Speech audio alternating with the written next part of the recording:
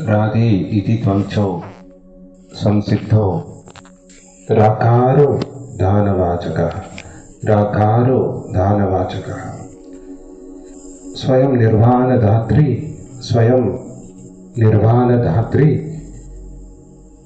यासा राधा परिकीर्तितः यासा राधा परिकीर्तितः प्रेम स्वरूपलारा अंबिन वडिवंगले हलादिनी शक्ति आहलादिनी शक्ति आहलाद जननी शक्ति நேற்று நம்ம இலாதினி சக்திங்கிறது என்னன்னு நம்ம தெரிஞ்சுக்கிட்டோம். இலாதினி சக்திக்கு இன்னொரு பேர் ஆனந்ததாயினி சக்தி. அதனாலதான் சத்தும் சித்தும் சேர்ந்து ஆனந்தத்துக்காக தான், அதனாலதான் சச்சிதானந்தம் அப்படின்னு நம்ம சொல்றோம். ஆனந்தத்துக்காக தான் சத்து சித்துன்னா ஏன் இது மூணா பிரியுது? சத்து வேற, சித்து வேற, ஆனந்தம் வேற. இததான் இன்னைக்கு கொஞ்சம் ஆழமா இலாதினி சக்தியோட பாகம் 2ல நம்ம பார்க்க போறோம். இலாதினி சக்தியோட மொத்த வடிவமா இந்த இலாதினி சக்திய அந்த ஆனந்த தாயினியா, அந்த ஆனந்தத்தை நல்கக்கூடிய, ஆனந்தத்தை கொடுக்கக்கூடிய, ஆனா ஆனந்தங்கிறது அளப்பரியா அன்பு, அளவில்லா தன்மை, அனைத்திலையும் தன்னையே காண்பது, இல்ல அனைத்திலையும் கடவுளை காண்பது. இதுதான் ஆனந்தத்துக்கு விளக்கம். எல்லாத்திலையும் நாராயணனை பார்த்தா ஆனந்தம் தான், பரமானந்தம் தான். நாராயணனை உணர்ந்ததுக்கு அப்புறம், ஆத்ம நாராயணன் உணர்ந்ததுக்கு அப்புறம் எல்லாமே எனக்கு ஆத்ம நாராயணன் தான், சர்வ வியாபகனா அந்த பெருமாள் மட்டும் தான் இருக்காருன்னா ஆனந்தம் தான். அந்த அனந்த நிலைன்னு சொல்லக்கூடிய அந்த அனந்த நாராயணனை, அந்த அளப்பில்லா தன்மையை உணர்ந்தாலும் ஆனந்தம் தான். காரணமே இல்லாம சந்தோஷமா இருக்கணும், அதுதான் ஆனந்தம். ஆனா காரணமே இல்லாத சந்தோஷமா இருக்கணும்னா எதுக்காக இந்த சத்து சித்து ஆனந்தம் மூணா பிரிந்திருக்குன்ற அந்த காரணத்தை புரிஞ்சுக்கணும். எதுக்காக இந்த சிருஷ்டி படைக்கப்பட்டது? உருவாக்குன ஒவ்வொன்றுத்திலையும் அந்த உருவாக்குனவர், அந்த கிரியேட்டர்னு சொல்லக்கூடிய படைப்பாளி ஒவ்வொரு படைப்பிலையும் எப்படி இருக்காரு? எதுக்காக தன்னிடமிருந்தே தன்னை பிரித்தாரு? தன்னிடமிருந்தே தன்னை பிரித்து எல்லா இடத்திலையும் அந்த பிரித்தும் போதே அந்த மாயை எப்படி சூழ்ந்து வந்தது? அந்த மாயையை கடந்து அவரை எப்படி எல்லா இடத்திலையும் அவரை பார்க்கணும்? இதுக்காக தான் சத் சித் ஆனந்தம். இது 3 பாகமா பிரிச்சிருக்காங்க. இப்போ இலாதினி சக்தி ஆனந்தம், ஆனந்தம் எல்லாத்துக்கும் ஆனந்தம் வேணும். அந்த ஆனந்தத்தை ஏன்னா ஏன் ஆனந்தம் எல்லாத்துக்கும் வேணும்? இந்த லோகத்துல, இந்த பூலோகத்துல யாரு வேணா இருக்கட்டும், சந்தோஷத்துக்கு ஏங்காத ஒரு மனுஷ ஜீவராசி உண்டா? சந்தோஷ சுகத்துக்காக ஏங்காத எந்த மனுஷ ஜீவராசி கூட வேண்டாம். எல்லா ஜீவராசியும், ஓரறிவு ஜீவராசில இருந்து எல்லாமே சுகத்துக்காக தான் இயங்குது. ஏன் சுகத்துக்காக இயங்குது? ஏன்னா எல்லாமே கடவுளோட அங்கம், எல்லாம் கடவுளோட அந்த சின்ன அங்கமா இருக்கிறதுனால அந்த ஓரறிவு ஜீவராசிக்கு கூட சுகம் தேவைப்படுது. அப்ப 6வது அறிவு இருக்கக்கூடிய அந்த மனுஷ ஜீவராசிக்கு சுகம் இல்லாம, சுகத்துக்கு மேல பற்றுதல் இல்லாம இருக்குமா? எல்லாத்துக்கும் இப்ப சந்தோஷம் வேணும். யாராவது இன்னைக்கு கடவுள்கிட்ட துக்கம் வேணும்னு கேட்கறவங்க இருக்காங்களா? யாரும் துக்கத்தை விரும்புறதே இல்லை. சந்தோஷம் சந்தோஷம் வேணும். ஆனா ஏன்? ஏன்னா அந்த சந்தோஷத்துல மனசுக்கு, சந்தோஷத்துல நிலையில மனசுக்கு ஒரு ஆனந்தம் கிடைக்குது. மனசு தற்காலிக இன்பம் கூட சொல்லலாம், அது கிடைக்குது. அதுக்காக சந்தோஷத்தை எல்லாரும் வேண்டுறாங்க. ஆனா உண்மையான சந்தோஷம் எதுல இருக்கு? Happiness is union with God. உண்மையான சந்தோஷம் கடவுளை உணர்றதுலதான் இருக்கு, எல்லா இடத்துலயும் கடவுளை பார்க்கறதுலதான் இருக்கு.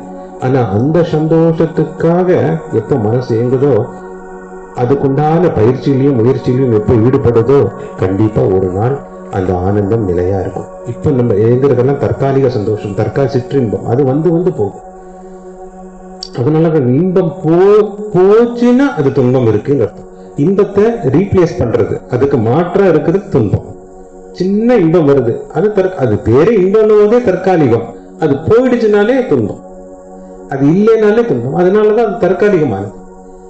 யோவை தத் சுகம் நால்பே சுகம் அஸ்தி. கதோபனிஷத்துல வரக்கூடிய இந்த வாக்கியம் யோவை பூமையில தத் சுகம் நால்பே சுகம் அஸ்தி.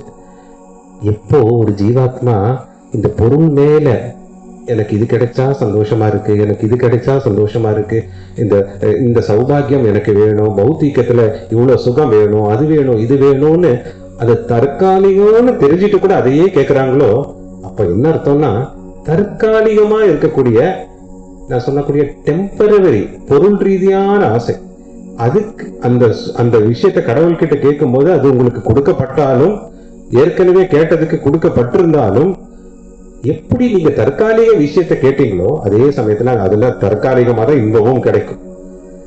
When you have asked for temporary happiness, when you asked for something which is temporary, நீங்க நிரந்தரம் இல்லாத தற்காலிக விஷயத்தை கேட்டதுனால உங்களுக்கு இன்பமும் தற்காலிகமா தான் கிடைக்குது. அதனாலதான் எதுக்கு நீங்க ஆசைப்படணும்? அளவில்லாத தன்மைக்கு, அளப்பரியா தன்மைக்கு. அதுதான் கதோபனிஷத் அருமையா சொல்லுது. Desire for that infinite happiness, infinity, அந்த அளவில்லா தன்மைக்கு நீங்க ஆசைப்படுங்க. அது ஆசைப்பட்டாலே அந்த அளப்பரியா நிலை உங்களுக்கு கிடைக்க பெறும். அந்த அளப்பரியா நிலை அது வேற ஒண்ணு இல்லை, அனந்த நிலை, ஆனந்த நிலை, பரமானந்த நிலை. இந்த ஆனந்தத்தான் ஹலாதினி சக்தி. இந்த ராதாவோட இந்த ஸ்லோகத்தை ஸ்ரீமதி ராதாராணி ஒரு ஸ்லோகம், ஸ்ரீனாலே இன்னைக்கு ஸ்ரீ சத்திதானந்த குரு, ஸ்ரீ சத்ய சாய்பாபா, ஸ்ரீ ஸ்ரீ ஸ்ரீ அப்படின்னு நம்ம கூப்பிடுறோம். ஸ்ரீன்னு என்ன அர்த்தம்? ஸ்ரீனா ஒரு விதத்துல செல்வாக்கு, சௌபாக்கியம் அர்த்தம். ஸ்ரீன இன்னொன்னு அர்த்தமும் இருக்கு ஒரு குருவோட தன்மையில. சர்வதோஷேக நிவாரணா, சர்வ சித்தி பிரதாதாரா, சர்வ பிரேம பிரதாயகா. அப்படின்னா ஸ்ரீன்னு ஒரு குரு கிட்ட தேடி வரும்போது அது ஸ்ரீங்கிற, இப்போ ஸ்ரீ ஒரு மரியாதைக்கு ஸ்ரீமான், ஸ்ரீமதி அப்படின்னு சொல்றீங்க. உண்மையான ஸ்ரீ யாருக்கு கொடுக்கணும் அப்படின்னா, யாருக்கிட்ட போனா அந்த தோஷம் எல்லாம் நிவர்த்தி ஆகுதோ. தோஷம் என்ன? நீங்க அறியாமையில பண்ணக்கூடிய ஒரு தவறு தான் உங்களுக்கு பாவமா தோஷமா வந்திருக்கு. இன்னும் அறியாமையில இருக்கக்கூடாதுன்றதுக்காக அந்த ஞானம் கொடுக்கப்படுதோ, இது வரைக்கும் எப்படி இருந்தாலும் சரி, இதுக்கப்புறம் அந்த தவறுகள் தொடரக்கூடாது, அந்த ஞானம் கொடுக்கப்படுதோ. அதே சமயத்துல உண்மையான சித்திங்கிறது என்ன? சர்வ சித்தி பிரதாதாரா அப்படின்னா எந்த சித்தி? அந்த சக்தி இந்த சக்தி இல்ல, உண்மையா உங்க மனசை கட்டுப்படுத்தக்கூடிய சக்தி, உங்க ஐம்புலனை கட்டுப்படுத்தக்கூடிய சக்தி, உங்க மனசை நற்பண்புகளோட எல்லா செயலையும் ஈடுபடுத்தக்கூடிய சக்தி. உங்க ஐம்புலனை நீங்க வச்சு அது எல்லாத்துலயும் கடவுளையும் இல்ல நல்லதையே பண்ணக்கூடிய சக்தி. நீங்க எல்லாம் இப்ப புண்ணிய காரியங்கள் அன்றாட இந்த அறக்கட்டளை மூலியமா பண்ணிட்டு இருக்கீங்க. இது ஒரு மனமாற்றம் வந்தாதானே இது நடக்கும். இதை கூட இல்லாம வெறும் சாப்பிடுறது, தூங்குறது, இனப்பெருக்கம் பண்றது, அவங்கள உடம்புக்காகவே வாழ்றது, இன்னொருத்தர உபத்திரம் பண்றது, அந்த நிலையிலையும் நிறைய பேர் அறியாமையில வாழ்ந்துட்டு இருக்காங்க. அறியாமையினால் துஷ்கர்மமும் பண்ணிட்டு இருக்காங்க. இது இந்த மாற்றம் எப்ப வந்தது? அந்த நற்பண்புகள் இருந்ததுனாலதான், நற்குணங்கள் இருந்ததுனாலதான், ஏதோ நல்லது பண்ணுவோன்ற அந்த உணர்வு இருந்ததுனாலதான் இந்த நிலை, இந்த சித்தி, இந்த சர்வ சித்தி பிரதாதாரம் மனசை மாற்றி இந்த தெய்வ நிலைக்கு எடுத்துட்டு வர அந்த நிலை. அதையும் தாண்டி இதெல்லாம் இந்த ரெண்டுக்கும் என்ன வேணும் அப்படின்னா, தப்பு பண்ணக்கூடாது, நல்ல வழி புண்ணிய காரியங்கள் பண்ணணும், அதே சமயத்துல எல்லாமே கடவுள் தான் பண்றாரு அப்படின்ற உணர்வுல முழுமையான சமர்ப்பண பாவம், சரணாகதம், பூர்ண பிரபத்தி இருக்கணும்னா, மூணாவது என்ன? பிரேம பிரதாயகம், அளப்பரியா அன்பு இருக்கணும். உண்மையா அன்பு இருக்கிறவங்களுக்கு, அதுவும் அன்பு குறையாம இருக்கிறவங்களுக்கு அவங்களால யாருக்கும் உபத்திரமும் பண்ண முடியாது. யாரு உபத்திரம் பண்ணாலும் மன்னிச்சு அவங்கள அன்பாலேயே திருத்தி கொண்டு போற சக்தி இருக்கு. அன்பு இருக்கும் போதுதான் சகிப்புத்தன்மை, அன்பு இருக்கும் போதுதான் கருணை, அன்பு இருக்கும் போதுதான் தியாகம். அன்பு இருந்தாதான் தியாகம் கூட பண்ண தோணும். இப்போ இப்படி இவ்வளவு காலையில இருந்து ப்ரோக்ராம் இருக்கு, கொஞ்சம் தியாகம் பண்ணதுனாலதான் உங்க உடம்பு அசதி, தூக்கம் வருது, எல்லாம் தெரியுது, இருந்தாலும் உட்காந்துட்டு இருக்கீங்க. சாமி வராரு அப்படி. தியாகம், தியாகம், தியாக அன்பு இருக்கிறதுனால தான் அந்த தியாகமே பண்ண முடியும். இதுதான் ரொம்ப முக்கியம். ஸ்ரீ அப்படின்னும் போது இந்த ஸ்ரீங்கிற அந்த வார்த்தைக்கு அர்த்தம் அர்த்தம். ஒரு விதத்துல அது செல்வாக்கு, மகாலட்சுமியை குறிக்குது, சகல சௌபாக்கியம், ஐஸ்வர்யத்தை குறிக்குது. ஒரு மரியாதை நிமித்தமா ஒருத்தரை நம்ம கூப்பிடுறோம் ஸ்ரீ அப்படின்னு சொன்னா கூட உண்மையான ஸ்ரீங்கிறது இதுதான். இப்ப ஸ்ரீமதி ராதாராணின்னும் போது இந்த வச்சனத்துக்கு என்ன அர்த்தம்? அற்புதமா இந்த வச்சனம் ராதே இது துவம்சோ சம்சித்தஹோ. ராதே அப்படின்னும் போது ராதாங்கிற அந்த வார்த்தை மோக்ஷம் என்ற அந்த பொருளை கூடிய அந்த பொருள் அர்த்தம், அது கூட அர்த்தம் மோக்ஷா, மோகக்ஷயா மோக்ஷயா. இந்த மோகம் போய், மோகம் என்ன, நான் பண்ணேன், என்னோடது, அகங்காரம் மமக்காரம் எல்லாம் போய் அந்த எப்போ அந்த பூர்ணமான அந்த கடவுளோட கருவியா முழுமையான சமர்ப்பண பாவத்துல நான் எதையும் செய்பவனில்லை, நான் எதையும் அனுபவிப்பதில்லை என்ற அந்த நிலையில ஒரு ஆத்மா இந்த பூலோகத்தில் இருக்கோ அப்போ மோகம் போயிடுது. அப்போ அந்த ராதாங்கிற அந்த தன்மைக்கு ராதான மோக்ஷா. அதே ராகாரோ தான வாச்சகா சம்சித்தோனா அந்த மோக்ஷத்தை வார்த்தைக்கு அந்த சித்தி, மோக்ஷங்கிறது தான் உயர்வான விஷயம். அந்த மோக்ஷத்துக்கு அப்புறம் தான் முக்தி. மோக்ஷத்துக்கு நம்ம தயாரானதான் முக்தியே கிடைக்கும். மோக்ஷம் இருக்கும்போதே கிடைக்கணும். அதுக்கப்புறம் அந்த மோட்சம் கிடைக்கப்புறம் இருக்கும்போது ஜீவமுக்தனா மாறணும். அதுக்கப்புறம் தான் முக்திக்கு வைகுண்டத்திலேயோ கைலாசத்திலேயோ சத்தியலோகத்திலேயோ நம்மளுக்கு இடம் கிடைக்கும், வேற லோகத்தில் கிடைக்கும். அப்போ மோட்சத்தை நம்ம வாங்கணும்னா ராதாங்கிற அந்த வார்த்தை மோட்சத்தை வழங்கக்கூடியது. அதே சமயத்துல ராகாரோ தான வாச்சகா, அந்த ராதா அந்த மோட்சத்தை வழங்கக்கூடிய முழுமையான வடிவமாகவும் இருக்காங்க தான வாச்சகா. அது மட்டும் இல்ல, ஸ்வயம் நிர்வாண தாத்ரி, மோட்சத்தை வழங்கும் போது யாசா ராதா பரிகீர்த்திதா. எப்படி வழங்குறாங்க ராதா? சும்மா மோட்சம் தவம் இருக்கேன் அப்படியே மோட்சம் அடைஞ்சிட்டேன், பாகவத சாட்சாத்காரம் ஆயிடுச்சு, ஆத்ம சாட்சாத், ஆனந்தத்தோடு வழங்குறாங்க. யாசா ராதா பரிகீர்த்திதா. மோட்சத்தை சும்மா கொடுக்கல, அந்த ராதா கிருஷ்ண பிரேமம், அந்த ராதா கிருஷ்ண அன்புல அது மோட்சத்தை ஆனந்தத்தோடு கொடுக்குறாங்க. இப்போ ஞானிகளுக்கு மோட்சத்துல பெரிய அளவுக்கு ஆனந்தம் இருக்கான்னா கண்டிப்பா இருக்கும், அந்த பெரிய அளவுக்கு இல்லை. ஆனா பக்தி மார்க்கத்துல மட்டும்தான் மோட்சத்துல ஒரு ஆனந்தம் இருக்குது. அந்த அத்வைத பாவத்துல மோட்சத்துல ஒரு ஆனந்தம் இருக்கு. ஆனா மோட்சம் வரணும்னா துவைத்த பாவத்துல இந்த ஆனந்தம் இருக்கு. மோட்சம் வரணும்னா அத்வைத்த பாவத்துல இருக்கணும். நானும் கடவுளும் ஒண்ணுதான், எல்லா இடத்துலயும் அவர் இருக்கார் அப்படின்றது உணர்வு இருக்கணும். ஆனா அந்த மோட்சத்தை நம்ம பரமாத்மா கிட்ட அந்த அனுகிரகம் பெறும்போது அந்த உணர்வு மேலோகணும். அந்த ஆனந்தம் இந்த மோட்சத்துக்கு உண்டான அது அந்த மோட்சம் வரும்போதே நான் சொல்லும்போது இலவச இணைப்பா அந்த ஆனந்தம் வரும்போது அவ்வளவு ஒரு அற்புதமான ஒரு நிலை, அது ஒரு தன்மை, அந்த உணர்வை நம்ம ஒவ்வொருத்தரும் உணர முடியும். அதனாலதான் ஸ்வயம் நிர்வாண தாத்ரி யாசா ராதா பரிகீர்த்திதா. நிர்வாணம்ங்கிறது இன்னைக்கு அது மோட்சம். நிர்வாணம்ங்கிறது வெறும் இது இல்லை, நான் ஒண்ணுமே இல்லைன்றதுதான் அந்த நிலை. நானே ஒண்ணுமே இல்லை, என்னோடதுங்கிறது இந்த ஒண்ணுமே இல்லை. அந்த நிலைய உணர்ந்து ராதா என்ன கொடுப்பாங்களாமா, ராதா ராணி, ஸ்ரீமதி ராதா ராணி அந்த அந்த நிர்வாண மோட்சத்தோட ஆனந்தத்தையும் நீங்க அனுபவிக்கிற மாதிரி அதை கொடுப்பாங்க. காலங்காலமா தவம் இருந்து சாஸ்திர கிருப்பால, குரு கிருப்பால, எல்லா சுய முயற்சிகள்ல ஈடுபட்டு தெய்வத்தோட அனுகிரகத்தை வாங்கி மோட்சம் கிடைக்கலாம். இது ஒரு மார்க்கம், ஞான மார்க்கம். ஆனா பக்தி மார்க்கத்துல வெறும் ராதா கிருஷ்ணன நினைப்புலயே இருந்து அந்த இஷ்ட தெய்வத்தை எல்லா இடத்துலயும் பார்த்து, பெருமாள் பிடிச்சிருக்கா, ஈஸ்வரன் பிடிச்சிருக்கா, தேவி பிடிச்சிருக்கா, ராதா பிடிச்சிருக்கா, ராமா பிடிச்சிருக்கா, கிருஷ்ணா பிடிச்சிருக்கா, அந்த இஷ்ட தெய்வத்தை எல்லா இடத்துலயும் பார்த்து கூட மோட்சம் வாங்கலாம். இஷ்ட தெய்வத்தை எல்லா இடத்துல பார்த்து மோட்சம் வாங்குறது ரொம்ப அற்புதம். அங்க ஆனந்தம் இன்னும் பெருகுது. இன்னைக்கு அதுதான் ராதா சொல்றாங்க. இன்னைக்கு அந்த இலாதினி சக்தி அங்கதான். இலாதினி சக்தி எல்லாத்துக்கும் வழங்கப்படும். அந்த இலாதினி சக்தியோட ஆனந்த தாயினியா இருக்கு. அந்த ஆனந்தத்தோட அளவு எவ்வளோ, அதுதான் இங்க ராதா கிருஷ்ணா பிரேமா, ராதா கிருஷ்ணம் அந்த சங்கமம் மூலியமா, அந்த அந்த உணர்வு மூலியமா ஒவ்வொருத்தரும் அந்த நிலையை அடையணும்ன்றது. அப்போ இந்த இலாதினி சக்தி எங்கெல்லாம் இது உதவுது அப்படின்னா, சத்து இருக்கு, எல்லாத்தையும் உருவாக்கியாச்சு, பரமாத்மா பரபிரம்மா, சித்து இருக்கு, உருவாக்குனதை பத்தி ஒரு அறிவு வேணும். இப்போ உங்க கையில ஒரு கைபேசி கொடுக்கறாங்க, செல்போன் கொடுக்கறாங்க, இல்ல ஒரு பொருளை கொடுக்கறாங்க, அந்த பொருளை எப்படி பயன்படுத்தணும்னு உங்களுக்கு தெரியணும்ல, அதுக்கு ஒரு அறிவு வேண்டாமா? ஒரு பொருளை வாங்கினா யூசர் மேனுவலும் சேர்த்து கொடுப்பாங்க. அதே மாதிரிதான் இந்த உலகம், இந்த அண்ட பிரம்மாண்டத்தை பரமாத்மா பரபிரம்மம் படைச்சாச்சு. உருவமே இல்லாத அந்த பராவாசுதேவா, அந்த பராசிவா படிச்சாச்சு. இது ஒவ்வொரு உருவமா எடுத்து பிரகிருதி புருஷாவா வந்தாச்சு.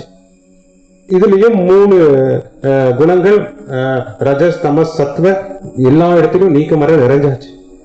இந்த 3 குணங்கள்ங்கிறது என்ன, மகாமாயேங்கிறது என்ன, யோகமாயேங்கிறது என்ன, ஒவ்வொரு இடத்திலும் கடவுள் எப்படி இருக்காருன்னு நான் எப்படி தெரிஞ்சுக்கணும், கடவுள் தான் இந்த சிருஷ்டியை படிச்சாருன்றதுக்கு என்ன பிரமாணம், இதெல்லாம் ஒரு விதத்துல அறிவு தானே. இதுதான் ஞானம்னு சொல்றோம். இந்த ஞானத்தையும் இந்த படைக்கப்பட்ட போதே அந்த சித்தும் எல்லா இடத்துலயும் வந்துடுச்சு. சத்து உருவாக்கும் போதே, கிரியேட்டர் இந்த படைப்பை உருவாக்கும் போதே, அந்த பிரம்மாண்டத்தை உருவாக்கும் போதே அந்த சித்து வந்துடுச்சு. ஆனா இந்த சித்து தான் இன்னைக்கு சத்தை உணர முடியாம, அந்த சித்தை தெரிஞ்சுக்கிட்டாதான் சத்தை உணர முடியும். அந்த சத்த சித்துக்கும் பின்னாடிதான் ஆனந்தம் இருக்கு. அதனால படைக்கப்பட்டது ஒவ்வொன்னு பத்தியும் அந்த அறிவு ஞானம். அப்போ படைக்கப்பட்டது ஒண்ணு, படைப்புக்குண்டான அறிவு ஒண்ணு, அதுக்கப்புறம் படைப்புக்குண்டான அறிவை அந்த படைத்த ஒவ்வொன்றும் படைக்கப்பட்டவரோட இணைச்சு அதை தெரிஞ்சுக்கிட்டோம்னா ஆனந்தம் கிடைக்கப்பெறும். இதுதான் சக்தி ஆனந்தம். இதுதான் 3 பாகமா பிரிக்கிறாங்க. அப்ப ஆனந்தம் எங்க வருது அப்படின்னா, இந்த இலாதினி சக்தியே எப்படி இது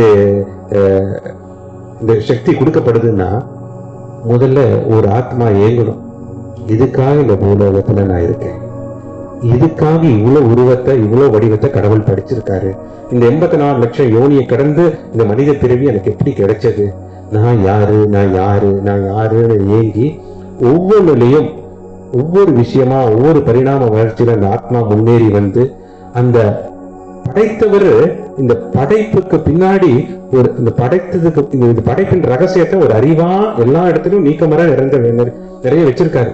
அத அறியணும் உணரணும் அந்த ஏக்கம், அதுதான் பராவித்யா. அந்த பரமாத்மாவை அறியக்கூடிய வித்யா தான் பராவித்யா. அதுதான் வேதம், வேதாந்தம் எல்லாமே, உபனிஷத்துகள், பிரம்மசூத்திரம் எல்லாமே அதுலதான் அடக்கம். இதிகாசங்கள், புராணங்கள் எல்லாமே. அதை தெரிஞ்சுக்கிட்டோம்னா ஒன்னொன்னுலயும் ஒவ்வொரு விஷயம் ஒவ்வொருத்தருக்கும் தெரிய வரும். அப்போ அதை தெரிஞ்சுக்கிட்டு அப்படியே சும்மா இருந்தா மட்டும் பத்தாது, அதை நடைமுறைக்கு செயல்படுத்தணும். ஈஸ்வரம் சர்வபூதானாம் ஹிருதேஸ்வர அர்ஜுன தீஷ்டதி, இதெல்லாம் படிச்சா மட்டும் பத்தாது. ஈஸ்வரம் சர்வபூதானம், ஈசாவாசியம் இதம் சர்வம், எல்லா இடத்துலயும் கடவுள் இருக்கார். சர்வ வியாபக அஸ்தியா பெருமாள் எல்லா இடத்துலயும் இருக்கார். ஆத்மராமனா இருக்கார், ஆத்மரதியா இருக்கார், ஆத்ம கிரீடனா இருக்கார் அப்படின்னு நம்ம இப்ப படிக்கிறோம். இது படிக்கிறது இந்த சிருஷ்டியை பத்தி தெரிஞ்சிக்கக்கூடிய அறிவு. இதுவும் அந்த சிருஷ்டி உருவாக்கும் போதே இதுவும் அந்த அறிவும் எல்லாத்துக்கும் வழங்கப்பட்டிருக்கு. அது சூக்ஷ்மமா இருக்கு. அது மகான்கள் ஞானிகள் ஸ்ருதி பிரம்மன் மூலியமா வேதத்தை கேட்டு எல்லாத்துக்கும் குரு சிஷ்ய பரம்பரை மூலியமா வழங்கினாங்க. அந்த ஆத்மா அந்த மூலத்தை அடையிறதுக்கு ஒவ்வொருத்தருக்கும் தெரியறதுக்கும் அந்த சித்த அந்த விழிப்புணர்வை அதிகப்படுத்தும் போது, அந்த விழிப்புணர்வு மூலியமா இந்த கல்வி, உங்களையே அறியக்கூடிய கல்வி, நீங்க யாரு, உங்களோட மூலம் என்ன, நீங்களும் பரமாத்மாவோட அங்கம் அறியக்கூடிய கல்வி உங்களுக்கு குரு மூலியமாவோ இல்ல திருவே குருவின் வடிவாகவோ உங்களுக்கு வழங்கப்படும். அந்த வழங்குறதுல இப்ப என்ன, அந்த அறிவாலதான் இந்த சிருஷ்டி யாருக்காகன்னு உங்களுக்கு தெரியும். அந்த அறிவாலதான் நீங்க யாருன்னு உங்களுக்கு தெரியும். அந்த அறிவாலதான் உங்களுக்கு எல்லாம் உங்களோட மனமாற்றம் நடக்கும். அந்த அறிவாலதான் உங்களுக்கு அன்பு பெருகும். அந்த அறிவாலதான் உங்களுக்கு அளப்பரியா நிலையும் கூடும். அந்த அறிவு தான் உங்களுக்கு அழிவில்லா தன்மையும் உங்களுக்கு சொல்லும். அமிர்தஸ்ய புத்திரஹா, எனக்கு அழிவில்லை. இந்த ஆத்மானும் போது அழிவில்லை. நான் ஆத்மா, எனக்கு அழிவில்லை, என்னை யாரும் அழிக்க முடியாது. நான் இந்த தேகம்னு சொல்லும்போது தான் எனக்கு அழிவு. நான் உடம்புன்னு நினைச்சிட்டு இருக்கேன். இந்த மனசை கொண்டு நான் ஆத்மான்னு அழிவது எனக்கு அழிவு. இந்த நிலையில வரும்போதுதான் உங்களுக்கு இல்லாத சக்தி உள்ளிருந்து ராதா கொடுப்பாங்க. அதனாலதான் அந்த ராதா ரா மோகா தா மோக்ஷதாயினி. ராதா மோக்ஷத்தை கொடுக்கக்கூடிய தாயினி, மோகத்தை நாசம் பண்ணக்கூடிய ஸ்வரூபினி. அதுதான் ராதாவோட இலாதினி சக்தி. இப்ப புரியுதா? இப்போ ஒவ்வொருத்தரும் என்ன பண்ணணும்? 2 விஷயம் இருக்கு. இந்த ராதா கிருஷ்ணா அன்புல அந்த காதல்ல காதலன் காதலிக்கப்பட்டது, the lover and the loved one. அப்போ யார் இந்த சிருஷ்டியில இப்போ நான் அன்பு இருக்கு, அன்பு நான் யாருக்கு கொடுக்கிறேன்? சிருஷ்டியில நீக்கமர நிறைந்திருக்கும் அந்த பரமாத்மாவுக்கு தான் கொடுக்கிறேன்ற அந்த அறிவு, அந்த ஞானம் மனசுல பதிவாயிடுச்சுன்னா, அது நிலையா நின்றுடுச்சுன்னா இலாகினி சக்தி உள்ள இருந்து வந்துடும், ஆனந்தம் உங்களுக்கு கிடைக்கும். அது வரைக்கும் நீங்க உங்களை சுய முயற்சி கொண்டு மனசை சுத்தப்படுத்திட்டே இருக்கும் அந்த நிலையை அடையிற வரைக்கும். அதனாலதான் சொல்றேன், பொருள் தன்மைக்காக நீங்க ஆசைப்பட்டா அந்த எந்த பொருளும், இந்த உடம்பு நல்லா இருக்கணும்னு நினைச்சா கூட, இந்த உடம்பும் ஒரு நாள் பஞ்சபூதத்தால வந்தது, மண்ணோட மண்ணாட போகதான் போகுது. இது சீரியத்தை அணிலே இது சரீரம், இந்த சரீரம் நிரந்தரம் கிடையாது. ஆனா அந்த சரீரத்துக்குள்ள இருக்கிற ஆத்மா அது பரமாத்மாக்கு சொந்தம், பரமாத்மாவாலதான் இயக்கப்படுது. அதை இந்த சரீரத்தை கொண்டு உணர்ந்தோம்னா நம்ம அளப்பரியா நிலைய அந்த ஆனந்தத்தை நம்ம வாங்கலாம். இங்கதான் இலாகினி சக்தியோட ஆழமான அர்த்தம் புரிஞ்சிருக்கு. இப்ப ராதானும் போது கிருஷ்ணனோட இலாகினி சக்தியா ராதா ராணி இருக்காங்க. கிருஷ்ணானும் போது பரமாத்மாவா எங்க எல்லா இடத்துலயும் எல்லாத்துக்குள்ளயும் இருக்காரு. பரபிரம்மனும் போது நீக்கமர நிறைந்திருக்கார், உருவமே இல்லாம இருக்கார், அனைத்து உருவமாவும் இருக்கார். பரமாத்மானும் போது ஒவ்வொருத்தருக்குள்ளயும் ஹிருதயத்துல உட்கார்ந்து ஆத்ம நாராயணனா என்ன பண்ற, ஆத்ம ராமனா என்ன பண்றாரு, ஒவ்வொருத்தரோட பாவம் புண்ணிய கணக்கை வச்சு அதுக்கேற்ற மாதிரி கொடுத்துட்டு இருக்க. அதுக்கேற்ற மாதிரி அந்தந்த காலகட்டத்தில் அந்த அனுபவத்தை கொடுக்குறார். பாவத்துக்கு ஏற்ற மாதிரி தண்டனைன்னு சொல்ல மாட்டேன், அவர் அனுபவம். அது துக்கம்னு நீங்க சொல்றீங்க, உண்மை துக்கம்னு இல்லை. துக்கம்ன்றதே ஒண்ணு இல்லை, சுக்கம்ன்றதும் ஒண்ணு இல்லை. தத் சுக்கம்ன்றதுதான் நிரந்தரமானது, அதுதான் ஆனந்தம். தத் சுக்கம் சுக்வீட்டம், உள்ள இருக்கிற தத் சத் புருஷனை உணர்வு, அதுதான் நிரந்தரமானது. எல்லாமே சுகதுக்கே சமக்கிருத்தே லாப லாபம் ஜயோஜே. சுகமும் துக்கமும் மாறி மாறி வரும்போதுதான் உண்மையான அனுபவம் ஒரு மனசுக்கு கேட்குது. ஏன் இது மாறி மாறி வருது, இன்பமும் துன்பமும் வருது, ஏன் இதுக்கு அப்புறம் இந்த நிலையை கடந்து ஏதோ ஒரு நிலை இருக்கா, ஏன் எனக்கு துன்பம் வந்தது, ஏன் இது துன்பமா நான் நினைக்கிறேன், முதல்ல இது ஏன் துன்பமா நினைக்கணும், எனக்கு கைவலி, இது ஏன் நான் துன்பமா நினைக்கணும், இந்த துன்பம்னு இந்த மனசுக்கு யாரு இதை உணர்த்துறா, எனக்கு பணம் இல்லை இதுவும் ஏன் தரித்திரமா நினைக்கணும், இது ஒரு அனுபவமா நினைக்கிறாங்க, ஏன் இது துன்பமா, இந்த துன்பத்தோட அனுபவமா மனசு எடுத்துக்குது. இப்படின்னு இந்த நிலைய நீங்க கேட்டு கேட்டு கேட்டு மனசு பவித்திரமாகும் போது அந்த இலாகினி சக்தி வழங்கப்படும். அதனாலதான் இலாகினி சக்தி எங்க இது பிரயோஜனப்படுதுன்னா அந்த பிரிவை சேர்க்குதுல பிரயோஜனப்படுது. என்னிடமிருந்தே நான் பிரிந்தேன் என்னை நேசிப்பதற்கு. இதுதான் சிருஷ்டியை உருவாக்குனதுக்கு காரணம். கடவுள் அவர்களிருந்தே அவர் எல்லாத்தையும் பிரிச்சார். இயற்கையா பிரிச்சாரு, புருஷனா ஜீவாத்மாவை பிரிச்சார். எதுக்கு? அன்பு கொடுக்கறதுக்கு. ஒரே ஒரு ஆத்மாவா இருக்கும்போது அன்பு கிடைக்கும். அந்த அன்பு ஆனந்தத்துலதான் இருந்தாரு. அந்த பரமா இருக்கும்போது, உருவமே இல்லாத தன்மையில் இருக்கும்போது அந்த உருவத்தை உருவாக்கும் போது எல்லாம் அது அன்பு கிடைக்கும். என்னிடமிருந்தே நான் பிரிந்தேன் என்னை நேசிப்பதற்கு, என்னிடமிருந்தே நான் பிரிந்தேன் என்னை நேசிப்பதற்கு, என்னை அடைய நானே தடை. மாயையை உருவாக்குறார். இந்த மாயையை கடந்து என்ன அன்பு செலுத்துறாங்களா, கொஞ்சம் கொஞ்சம் எல்லாம் அவங்களை திசை திருப்பதற்கும், அவங்களை மறக்க வைக்கிறதுக்கும், நான் என்கிட்ட இருந்தா வந்திருக்கேன்றத மறக்க வைக்கிறதுக்கும், அவங்களை திசை திருப்புறதுக்கும், அவங்க இந்த பொருள் ரீதியான நிரந்தரம் இல்லாத தன்மை மேல அவங்கள நினைப்ப படுத்துறதுக்கும் நான் அந்த மாயையும் அவரோட சக்தியா படைச்சார். அப்போ இந்த ரெண்டு தன்மையும் சேர்க்கக்கூடிய அந்த நிலைதான் மூணாவது நிலை.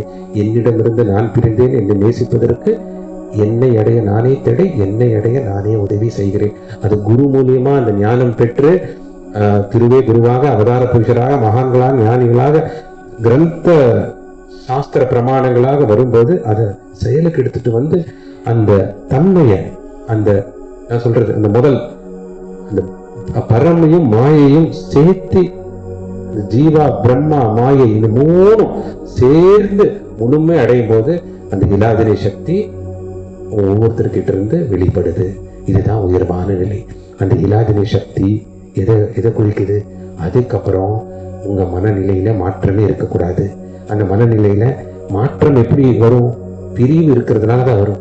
என்னைக்கு அந்த ஒற்றைத்தன்மை ஒவ்வொருத்தருக்கு இருந்து வந்துடுச்சோ அந்த மனநிலையில மாற்றம் இருக்காது. அதனால உருவாக்கப்பட்டதுல இருக்க, எதுக்காக உருவாக்கப்பட்டதுன்னு அந்த அறிவை தெரிஞ்சுக்கணும். இன்னைக்கு இந்த கண்ட பிரம்மாண்டம் உருவாக்கப்பட்டது யாரால? கடவுளால. எதுக்காக உருவாக்குனாரு? இந்த அறிவை புரிஞ்சுக்கிட்டு அந்த அறிவை அவர்கிட்ட, அதுவும் அங்கேயே இருக்கு, எல்லாத்துலயும் இருக்கு. இப்போ நீங்க கைபேசி வாங்கும் போது உள்ளேயே அந்த கைபேசிய எப்படி பயன்படுத்தணுங்கிற அந்த யூசர் கைட்லைன்ஸும் இருக்கும். அதே மாதிரி உங்களுக்குள்ளேயே இந்த நீங்க எதுக்காக படைக்கப்பட்டீங்க அப்படின்ற அந்த ஞானமும் உங்களுக்குள்ளேயே விதைக்கப்பட்டிருக்கு. அதை நீங்க கண்டுபிடிக்கும் போது, அதை உணரும் போது, ஒரு விதத்துல உங்களால உணர முடியலன்னா அதை தூண்டி விடுறதுதான், தூண்டி விடுறதுன்னு சொல்ல மாட்டேன், ப்ரொவோக், இங்கிலீஷ்ல சொல்லுவோம், ப்ரொவோக் அண்ட் இன்வோக். அதை மேல் கொண்டு வர்றதுதான் ஒரு குருவோட வேலை. அதுதான் நான் இன்னைக்கு சொல்லிட்டே இருக்கேன். நான் மட்டும் இது மட்டும் கடவுளை உணர்ந்த ஆத்மா கிடையாது, நீங்களும் கடவுள் தான். நீங்க உணரல, நான் உணர்ந்திருக்கேன், அதுதான் வித்தியாசம். அனைத்தும் கடவுள். அந்த நிலையை தான் உங்களுக்கு சொல்லிட்டு இருக்கேன். உங்களுக்கும் அந்த சக்தி இருக்கு, வழங்கப்பட்டிருக்கு. நீங்களும் கடவுளோட புதிரிகள் தான், கடவுளோட அங்கம் தான். அதை நீங்க முழுமையா உணர்றதுக்கு முதல்ல நம்பிக்கை வேணும். நம்பிக்கையோடு சேர்ந்து, அந்த நம்பிக்கையோடு இருக்கும் போதே உங்களுக்கு ஞானமும் கொடுக்கப்படும்.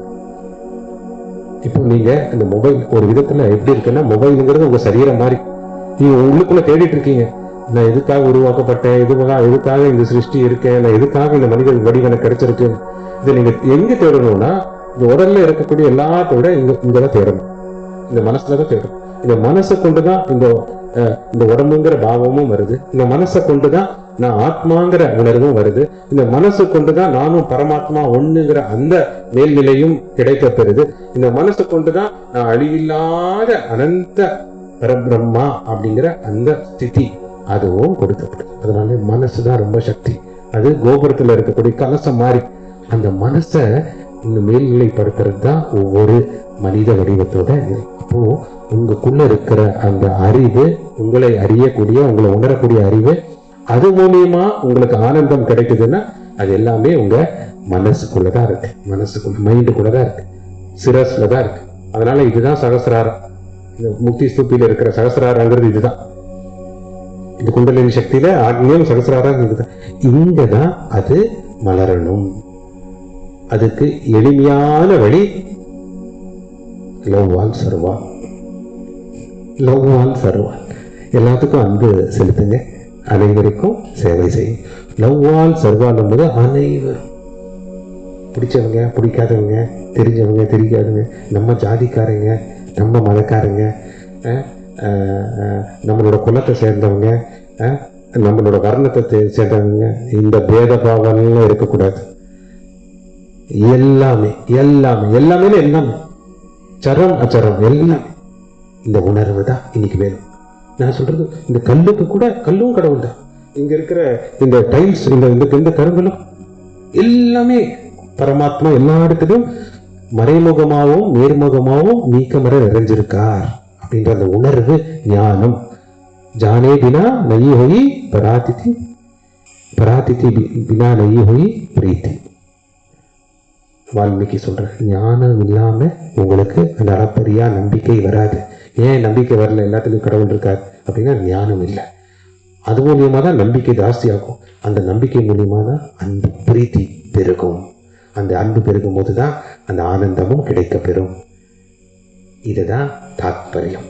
அப்போ இந்த ராதா கிருஷ்ணரோட நிலாகினி சக்தியோட தன்மை என்னன்னா, ராதா கிருஷ்ணா வடிவத்துல வேற வேற உருவத்துல இருந்தாலும் ஒரு ஆத்மா, ஒரு பரபிரம்மனோட பிரகிருதி புருஷா, ரெண்டும் ஒண்ணுதான்.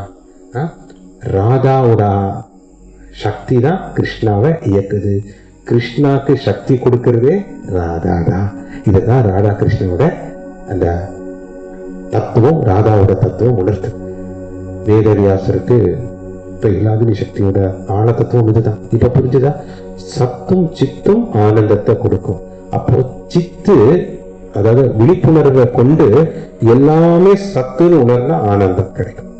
சத்து மட்டும் இருந்தானா ஆனந்தம் இல்லை, சித்து மட்டும் இருந்தாலும் ஆனந்தம் இல்லை. சித்து சத்தோட சேரும். இப்போ இந்த ஆனந்தத்துல, இந்த ராதா கிருஷ்ண வடிவத்துல எது சத்து சித்து எது ஆனந்தம் தெரியுமா? கிருஷ்ணான போது என்ன தெரியுமா? கிருஷ்ணான போது சத்து. கிருஷ்ணா வெறும் சத்து, பரமாத்மா, எல்லா இடத்திலும் நீக்கமர நிறைந்திருக்கும் பெருமாள் கிருஷ்ணா. ஆனா அதை தெரிஞ்சுக்கிட்டு அந்த ஆனந்தத்தையும் வழங்கக்கூடிய சித்து ஆனந்தா, சிதானந்தான்னு அந்த சக்தியா தான் ராதா இருக்காங்க. இப்போ இது கலக்கும் போது, சங்கமமாவது இது சச்சிதானந்த ஸ்வரூபமா மாறு. ஈஸ்வரன் பரம் கிருஷ்ணா சச்சிதானந்த விக்கிரகா வீரனே கோவிந்தா சர்வ காரண காரணம். எல்லாத்துக்கும் காரணத்துக்கும் காரணமா பரமாத்மா கிருஷ்ணதா இருக்காரு. சச்சிதானந்த விக்கிரகம் அப்படின்னு ஒவ்வொரு பிரதிஷ்டை பண்ண விக்கிரகமும் சச்சிதானந்த விக்கிரகமா போற்றப்படுது. அதுக்கு என்ன அர்த்தம்? அந்த அந்த விக்கிரகம் மூலியமா சத்து உங்களுக்கு தெரிய வரும். அந்த சத்து மூலியமா என்னது? சித்த நீங்க எல்லா இடத்துலயும் அந்த விழிப்புணர்வோட பார்ப்பீங்க. இது ரெண்டும் கலக்கும் போது உங்களுக்கு ஆனந்தம் வழங்கப்படும். அதனால இந்த சச்சிதானந்தத்தை, சத்து மட்டும் இருந்தா கூட ஆனந்தம் இல்லை, சித்து மட்டும் இருந்தா கூட ஆனந்தம் இல்லை. சத்து சித்து ஆனந்தம், சித்த ஆனந்தமும் சித்தும் ஆனந்தமும் ராதா, சத்து கிருஷ்ணா, இதை சேரும் போதுதான் அந்த ஆனந்தம். இப்பதான் அதுக்காக தான் ஒரு அந்த வடிவம் கிருஷ்ண அவதாரத்துல பூர்ண பரிபூர்ண அவதாரமா பிரேம ரூபுடுவா பரம பிரேம புருஷனா கிருஷ்ணா ராதா கிட்ட அந்த பிரிவிலேயே இருந்தாரு. ஏன்னா அந்த பிரிவு தானே உருவாக்கப்பட்டது. சிருஷ்டி எல்லா இடத்துலயும் கடவுள் இங்க பிரிச்சுட்டாரே, எதுக்கு? அன்பை இன்னும் பெருக்கிறதுக்காக தான். ஒரே அவரோட இருந்தது எல்லாம் கைப்பாவியா இருக்கும். சுய விருப்பத்தை கொடுக்கலன்னா எல்லாம் கைப்பாவி. சுய விருப்பத்தை கொடுக்கலன்னா யாரும் தப்பும் பண்ணிருக்க மாட்டாங்க, இன்னொன்னு நல்லதும் பண்ணிருக்க மாட்டாங்க. அதே சமயத்துல அன்பும் செலுத்திருக்க மாட்டாங்க. சுய விருப்பமே இல்லைன்னா ஒரு ஒரு பொம்மை மாதிரி அன்பு, அது பொம்மை இப்பவும் கூட கடவுள் கையில எல்லாமே கைப்பாவை மாதிரி தான். அந்த சுய விருப்பம் இருக்கிறதுனாலதான் ஒவ்வொருத்தரும் கர்மாங்கிற அந்த சுழற்சிக்குள்ள சிக்கிறாங்க. இத ஆனந்தத்தோட ரசத்தோட மகாபாவத்தோட ராதாகிருஷ்ணனோட லீலை எல்லாத்துக்கும் கொடுத்துச்சு. வேதவியாசர் 4 வேதத்தை எழுதி முடிச்சிட்டார். வேதத்துக்கு ஒரு சாரம் எழுதணும்.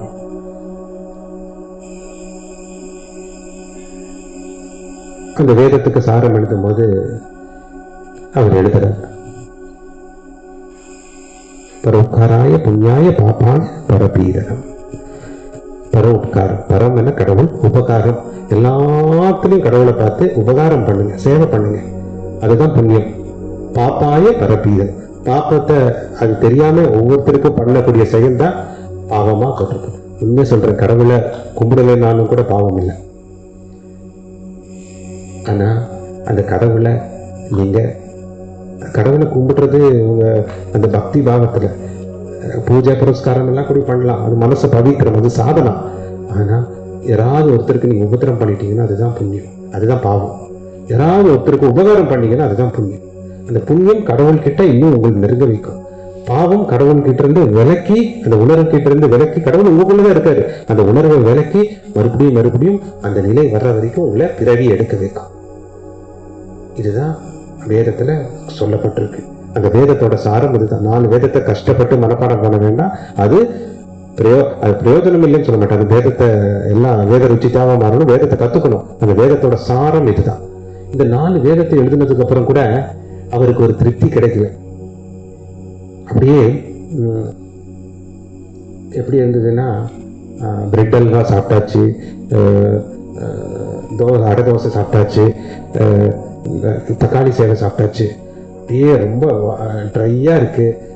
ஒரு காஃபி இருந்தா நல்லா இருக்கும்ல, இல்லைன்னா ஒரு நல்ல ஸ்வீட் ஜூஸ் இருந்தா நல்லா இருக்கும். ரொம்ப ட்ரையா இருந்தா ஏதாவது நல்லா இருக்கும். அந்த மாதிரி தான் வேதத்தெல்லாம் எழுதி முடிச்சிட்டாரு. ஆனாலும் அவருக்கு ஒரு மனசு வறட்சியாவே இருக்கு. என்ன இது, வேதத்தை எழுதுனா எனக்கு அவ்வளவு அன்பு வரணும்ல. வேதம் ஸ்ருதி பிரம்மனா வந்தது, வேதத்தை அவர் எழுதல, வேதத்தை வகுத்தார். வேதம் கடவுள் கிட்ட இருந்து வந்தது, ஸ்ருதி வேதத்தை வகுத்தார். அதனால வேதவியாசம் அந்த வேதத்தை வகுத்து கலியுகத்துல எல்லாத்துக்கும் ஞாபக சக்தி இல்லைன்றதுனால வேதத்தை வகுத்து கொடுத்தாரு. ஆனா வேதவியாசருக்கு வேதத்தை வகுத்து கொடுத்ததுக்கு அப்புறம் கூட, 4 வேதமா வகுத்து கொடுத்ததுக்கு அப்புறம் கூட அவருக்கு ஒரு திருப்தியே கிடைக்கல. அவருக்கு அழுக வந்துடுச்சு. வேதத்தை வகுத்து கொடுத்து கூட அவரு துக்கத்துல இருக்காரு. வியாசாய விஷ்ணு ரூபாய, நாராயணனோட அம்ச அவதாரம் தான் வேத வியாசர். ஆனா அவரே துக்கத்துல இருக்கார். ஆனா இந்த காலகட்டத்தை பார்க்கும்போது அவர் குரு, என்னைக்காவது ஒரு சிஷ்யன் துக்கத்துல இருக்கும் போது குரு எங்க இருந்தாலும் வந்துருவார். அவர் இப்போ உண்மையான சிஷ்யனா இருந்தார், உண்மையா அந்த உயர்வான நிலைக்கு ஏங்கின. இந்த பூலோகத்துல நான் ஜென்மம் எடுத்திருக்கேன், வியாசனா இருக்கேன், வேதத்தையும் வகுத்து எடுத்துட்டேன், கலியுகத்துக்கு இந்த மக்களுக்கு இது வேதம் வேணும், ஆனா இருந்தாலும் என் மனசு திருப்தி அடையிலேயே, வறட்சியா இருக்கே, இதோ ஒரு நிறைவடையாம ஒரு தன்மையில் இருக்கே அப்படின்னு அவர் நினைக்கும் போது, வருத்தப்பட்டு உட்கார்ந்து இருக்கும் போது அவரோட குருதேவர், அவரோட வேதவியாசரோட குருதேவர் யார் தெரியுமா? தேவரிஷி நாரதர். நாரதர் திரிலோக சஞ்சாரி, வைகுண்டத்திலிருந்து வரார். வைகுண்டத்திலிருந்து, வியாசா என்னப்பா என்னாச்சு, ஏன் துக்கத்துல இருக்க? அற்புதமான ஒரு காரியம் பண்ணியிருக்க, பூலோகத்துல நீ அவதாரம் எடுக்கக்கூடிய உத்தேசம் முடிஞ்சிடுச்சுன்னு நினைச்சுக்கோ, வேதத்தை வகுத்து கொடுத்துட்ட, இதனால உனக்கு வேத வியாசனுங்கிற பட்டமும் வரப்போகுது, வியாச பூர்ணிமா உன்னை வச்சு கும்பிட போறாங்க, உன்னை நினைச்சா எனக்கு எவ்வளவு பெருமையா இருக்கு, இருந்தாலும் உன் மனசு திருப்தி அடையிலேயே, அதையும் இந்த குருவுக்கு தெரியுதே, என்ன பண்ணலாம் அப்படின்னு கேட்க. அப்போ வேத வியாசர் நாரதரோட பாதத்தை பிடிச்சு எழுதுற, இந்த வேதத்தாலாம் எழுதி இந்த புராணங்கள்லாம் எழுத கூட எனக்கு மனசு திருப்தி அடையல, நான் என்ன பண்ணணும் சொல்ற. எப்படி திருப்தி அடையும்? வேதத்தெல்லாம் இப்படி எல்லாம் வாழணும்னு வெறும் சூக்தம் இது சந்தஸ் இதையே எழுதியிருக்க. அன்பு தான் உன்னை திருப்திப்படுத்தும், அளப்பரிய அன்பு திருப்தி. நீ ஒண்ணு பண்ண, ராதா கிருஷ்ணனோட லீலையை பத்தி எழுது, அது குறிப்பா ராதா கிருஷ்ண லீலையை பத்தி எழுது, அப்பதான் உனக்கு மனசு நிறைவடையும். அப்போ வேதவியாசர் முடிவு பண்ணி எழுதுனது தான் ஸ்ரீமத் பாகவதம். இப்போ இன்னைக்கு பாகவத கதையை நம்ம படிக்கிறோம்னா அது வேதவியாசருக்கு நாரதர் எழுது, குறிப்பா கிருஷ்ண சரித்திரத்தை, கிருஷ்ண மகிமைய, கிருஷ்ண லீலையை எழுதுனார். அந்த முழுமையான ஸ்ரீமத் பாகவதத்திலையும் ராதாங்கிற பேரே வருதுல ஸ்ரீமத் பாகவத கதை. ஒரு தடவை பரீட்சித் கேட்டான், நீங்க சிரேஷ்ட கோபின்னு கேட்குறீங்களே, அது அந்த சிரேஷ்ட கோபியோட பேர் நீங்க சொல்ல மாட்டேங்கிறீங்கன்னா, சுகதேவர் சொல்ல முடியல. பரீட்சித்துக்கு பாகவத கதையை சுகதேவர் சுகமுனிவர் சொல்ல முடியல. ஏன்னா அந்த ராதாங்கிற அந்த பேரை கேட்டா சுகதேவர் 6 மாசத்துக்கு சமாதிக்கு போயிடுவார். அப்போ அந்த உணர்வு எப்படி இருந்திருக்கு சுக பிரம்மத்துக்கு? அதே மாதிரிதான் வேதவியாசர் இந்த ராதாங்கிற பேரை எடுக்கல. ஏன்னா பேர் எடுத்தா இதெல்லாம் எழுத முடியாது, மூச்சு பேச்சு இல்லாம அந்த நிலைக்கு போயிடுவாங்க. அது மகாபாவம், பிரேம ரசபாவம், மகாரசம், ரசம் என்ன ருச்சி, அந்த உணர்வுக்கு போயிடுவாங்க. ஏன்னா ராதா இருந்த நிலை எப்படி, ராதான்னு சொல்லும் போது அந்த உணர்வு அவங்ககிட்ட மேலோங்கிடுது. இல்ல உணர்ந்த ஞானிகள் இல்லையா, அவதார புருஷர்கள் இல்லையா, அந்த நிலைக்கு போயிடுது. ஆனா இருந்தாலும் சொல்லணுமே, அதுக்காக ராதாவை சிரேஷ்ட கோபி, மகா கோபி அப்படி எல்லாம் சொல்லி அந்த ஸ்ரீமத் பாகவத கதையை முடிச்சாங்க. இதுதான் ராதாவோட பெருமை, ராதாவோட அந்த தன்மை. அதுதான் கிருஷ்ணா ஏங்குற அந்த ராதாவோட உணர்வு, கிருஷ்ணா ஏங்கிக்கிட்டே இருக்கக்கூடிய அந்த ராதாவோட அந்த பக்தின்னு சொல்றது கூட அது அன்பு, பெரிய அன்பு. அதுதான் கிருஷ்ணாவுக்கு அந்த சக்தியை கொடுக்குது. ஒரு முறை சைத்தன்ய மகாபிரபு அந்த கதையை சொன்னோம்னா அருமையா இருக்கும். சைத்தன்ய மகாபிரபு பிருந்தாவனத்துக்கு போறார். அந்த கோவர்தனகிரி பரிக்கிரமாவில் போகும்போது சைத்தன்ய மகாபிரபு கிருஷ்ணரோட அம்சாவதாரம், அவர் போகும்போது ஒரு அற்புதமான ஒரு காட்சியை பார்க்கிறார். ஒரு மரத்துல 2 பறவைகள் சரீஷுப்பான்னு சொல்லிட்டு அந்த 2 பறவைகள் கிளிகளும் பேசிட்டு இருக்கு. இத கிளிகள் பேசுறத ஞானிகள் அவர் உணர முடியாது. அந்த உணர்வுலயே இருக்காரு. அந்த ராதா கிருஷ்ணா இந்த இடத்துல விளையாண்டு இருக்காங்க, இந்த கோவர்தன மண்ணில் அவங்க விளையாண்டு இருக்காங்க, இந்த வனப்பகுதியில் விருந்தாவன வனப்பகுதியில அவங்க எல்லா திருவிளையாடல்களும் பண்ணியிருக்காங்க. லீலாதாரியா கிருஷ்ணர் இங்க இருந்து இருக்காரு. பிருந்தாவன சஞ்சாரியா, அவருக்கு பிருந்தாவன சஞ்சாரின்னா பிருந்தாவனத்துக்கே அவர் தான் என்டர்டெயின்மெண்டே அவர் தான், சஞ்சாரின்னு எல்லாம் பண்ணியிருக்காரு. இந்த உணர்வுலேயே அவரு அந்த பரிக்கிரமா போகும்போது அந்த 2 ஆண் கிளியும் பெண் கிளியும், ஆண் கிளி பேரு சுக்கா, பெண் கிளி பேரு சரி, 2 பேசிக்கிறது. இத சைத்தன்ய மகாபிரபு கேட்கிறாரு. எப்படி கேட்கிறாருன்னா, அந்த ஆண் கிளி சொல்றது, இந்த லோகத்துக்கே, இந்த அண்ட பிரம்மாண்டத்துக்கே என்னோட கிருஷ்ணன் தான். ஆண் கிளி சொல்லுது, கிருஷ்ணன் இப்ப பெருமையா, என்னோட கிருஷ்ணன் தான் உயிர் அப்படின்னா, எல்லாத்துக்குமே ஆத்மாமா இருக்கிறது ஆத்ம நாராயணன் தானே. அந்த நாராயணன் தான் கிருஷ்ணனா வந்திருக்காரு, பூர்ண அவதாரமா வந்திருக்காரு, அதனால கிருஷ்ணன் தான் உயிர்ந்து. அப்போ இந்த பெண் கிளி சரி, சுக்கா ஆண் கிளி, சரி பெண் கிளி. இந்த பெண் கிளி என்ன சொல்லுதுன்னா, அந்த உயிருக்கே உயிர் என்னோட ராதா தான் அப்படின்னு சொல்லுது. ஒவ்வொருத்தரோட அந்த எப்படி அந்த அந்த பெண் கிளியோட விவாதம் ஆண் கிளியோட எப்படி இருக்குன்னு பாருங்க. இப்போ அடுத்த சொல்லுது, என்னோட உலகத்திலேயே எல்லாத்தையும் வசீகரிக்கக்கூடிய தன்மை என் கிருஷ்ணருக்கு தான் இருக்கு அப்படின்னு ஆண் கிளி சொல்லுது. சுகா சொல்லுது, என்ன எப்படி, என் கிருஷ்ணர் பேரு மதன மோகனா. அப்படின்னா மோகனான்னா எல்லாத்தையும் மோகிக்கிறவர். அப்படியே புல்லாங்கல் எடுத்து ஊதினாருன்னா எல்லாம் மயங்கிடுவாங்க, எல்லாத்தையும் ஆகர்ஷணம், கர்ஷ்யத்தி இத்தி கிருஷ்ணா, எல்லாத்தையும் ஆகர்ஷணம் பண்ணிடுவாரு. அது இப்போ பெண்கிளி சொல்லுது, அது ஒண்ணு இல்ல, பக்கத்துல ராதா இருக்கால, ராதாவோட சக்தி எல்லாத்தையும் இருக்குது அப்படின்னு. இடது பக்கத்துல ராதா இருக்கால, அதனாலதான் இருக்குது. இப்போ அந்த விவாதம் தொடருது. இதே சொல்ல சொல்ல அந்த அந்த ஆண்கிளி சொல்லுது, என்னோட கிருஷ்ணர் தலைமுடி மேல இருக்கிற அந்த பரி பிஞ்சாவ சூடாங்கம், அந்த மயிலிறகு எவ்வளவு அருமையா இருக்கு தெரியுமா, எவ்வளவு ஒரு சுந்தரமா பியூட்டிஃபுல்லா அவ்வளவு அழகா இருக்கு தெரியுமா அப்படின்னா, அப்போ அந்த பெண்கிளி சொல்லுது, சரி சொல்லுது, என்ன தெரியுமா, அதுல ராதான்னு எழுதியிருக்கு, அதனாலதான் அழகா இருக்கு. எப்படி அந்த ஆண்கிளியும் பெண்கிளியும் அந்த ராதா கிருஷ்ணன் விட்டு கொடுக்காம அந்த விவாதம் நடக்கு. இப்போ அந்த ஆண்கிளி சுகா சொல்லுது, அந்த அப்படியே காத்து அசையும் போது அந்த மயிலிறகு ஒரு சிரஸ்ல இருந்து இந்த சிரோமணியா அந்த பரிபிஞ்சாக சூடாங்கம் அது இது மயிலிறகு அப்படியே மெதுவா அது சாயும் போது எவ்வளோ சுந்தரமா இருக்கு தெரியுமா. ஆமா, இப்போ பெண்கிளி சொல்லுது, சரி சொல்லுது, அது நீ கொஞ்சம் கவனிச்சியா, அது இடது பக்கம் சாயுது, அது யார் தெரியுமா, ராதா இருக்கிற பக்கம் அப்படின்னு அது சொல்லு. இப்படியே அந்த கிளிகளுக்குள்ள அந்த நிலை ஒன்னும் அது விட்டு கொடுக்காம கடைசியில அந்த சரியும் சுகாவும் ஒத்துக்குது. அதுவும் குறிப்பா யார் ஒத்துக்கிறான்னா சுகா ஒத்துக்குது. ஒத்துக்கிறேன் கிருஷ்ணாக்கு சக்தி கொடுக்கறது ராதாதான்னு ஒத்துக்கிறேன் அப்படின்னு. ஏன்னா அங்கதான் இது விவாதம் முடியுது. அதுதான் தன்மை. இது சைத்தன்யா மகாபிரபு இதை ரசிச்சு பிற்காலத்துல சைத்தன்ய சரித்திராமிரத்துல இந்த லீலையை பத்தி எழுதுறார். அந்த கிளிகள் எப்படி பேசிக்கிறது, எப்படி இருந்திருக்கும் அந்த ராதா கிருஷ்ணரோட அன்பு. ராதா ஒரு முறை அந்த நிக்குஞ்ச வனத்துல, நிக்குஞ்சனுங்கிற வனத்துல இருக்காங்க.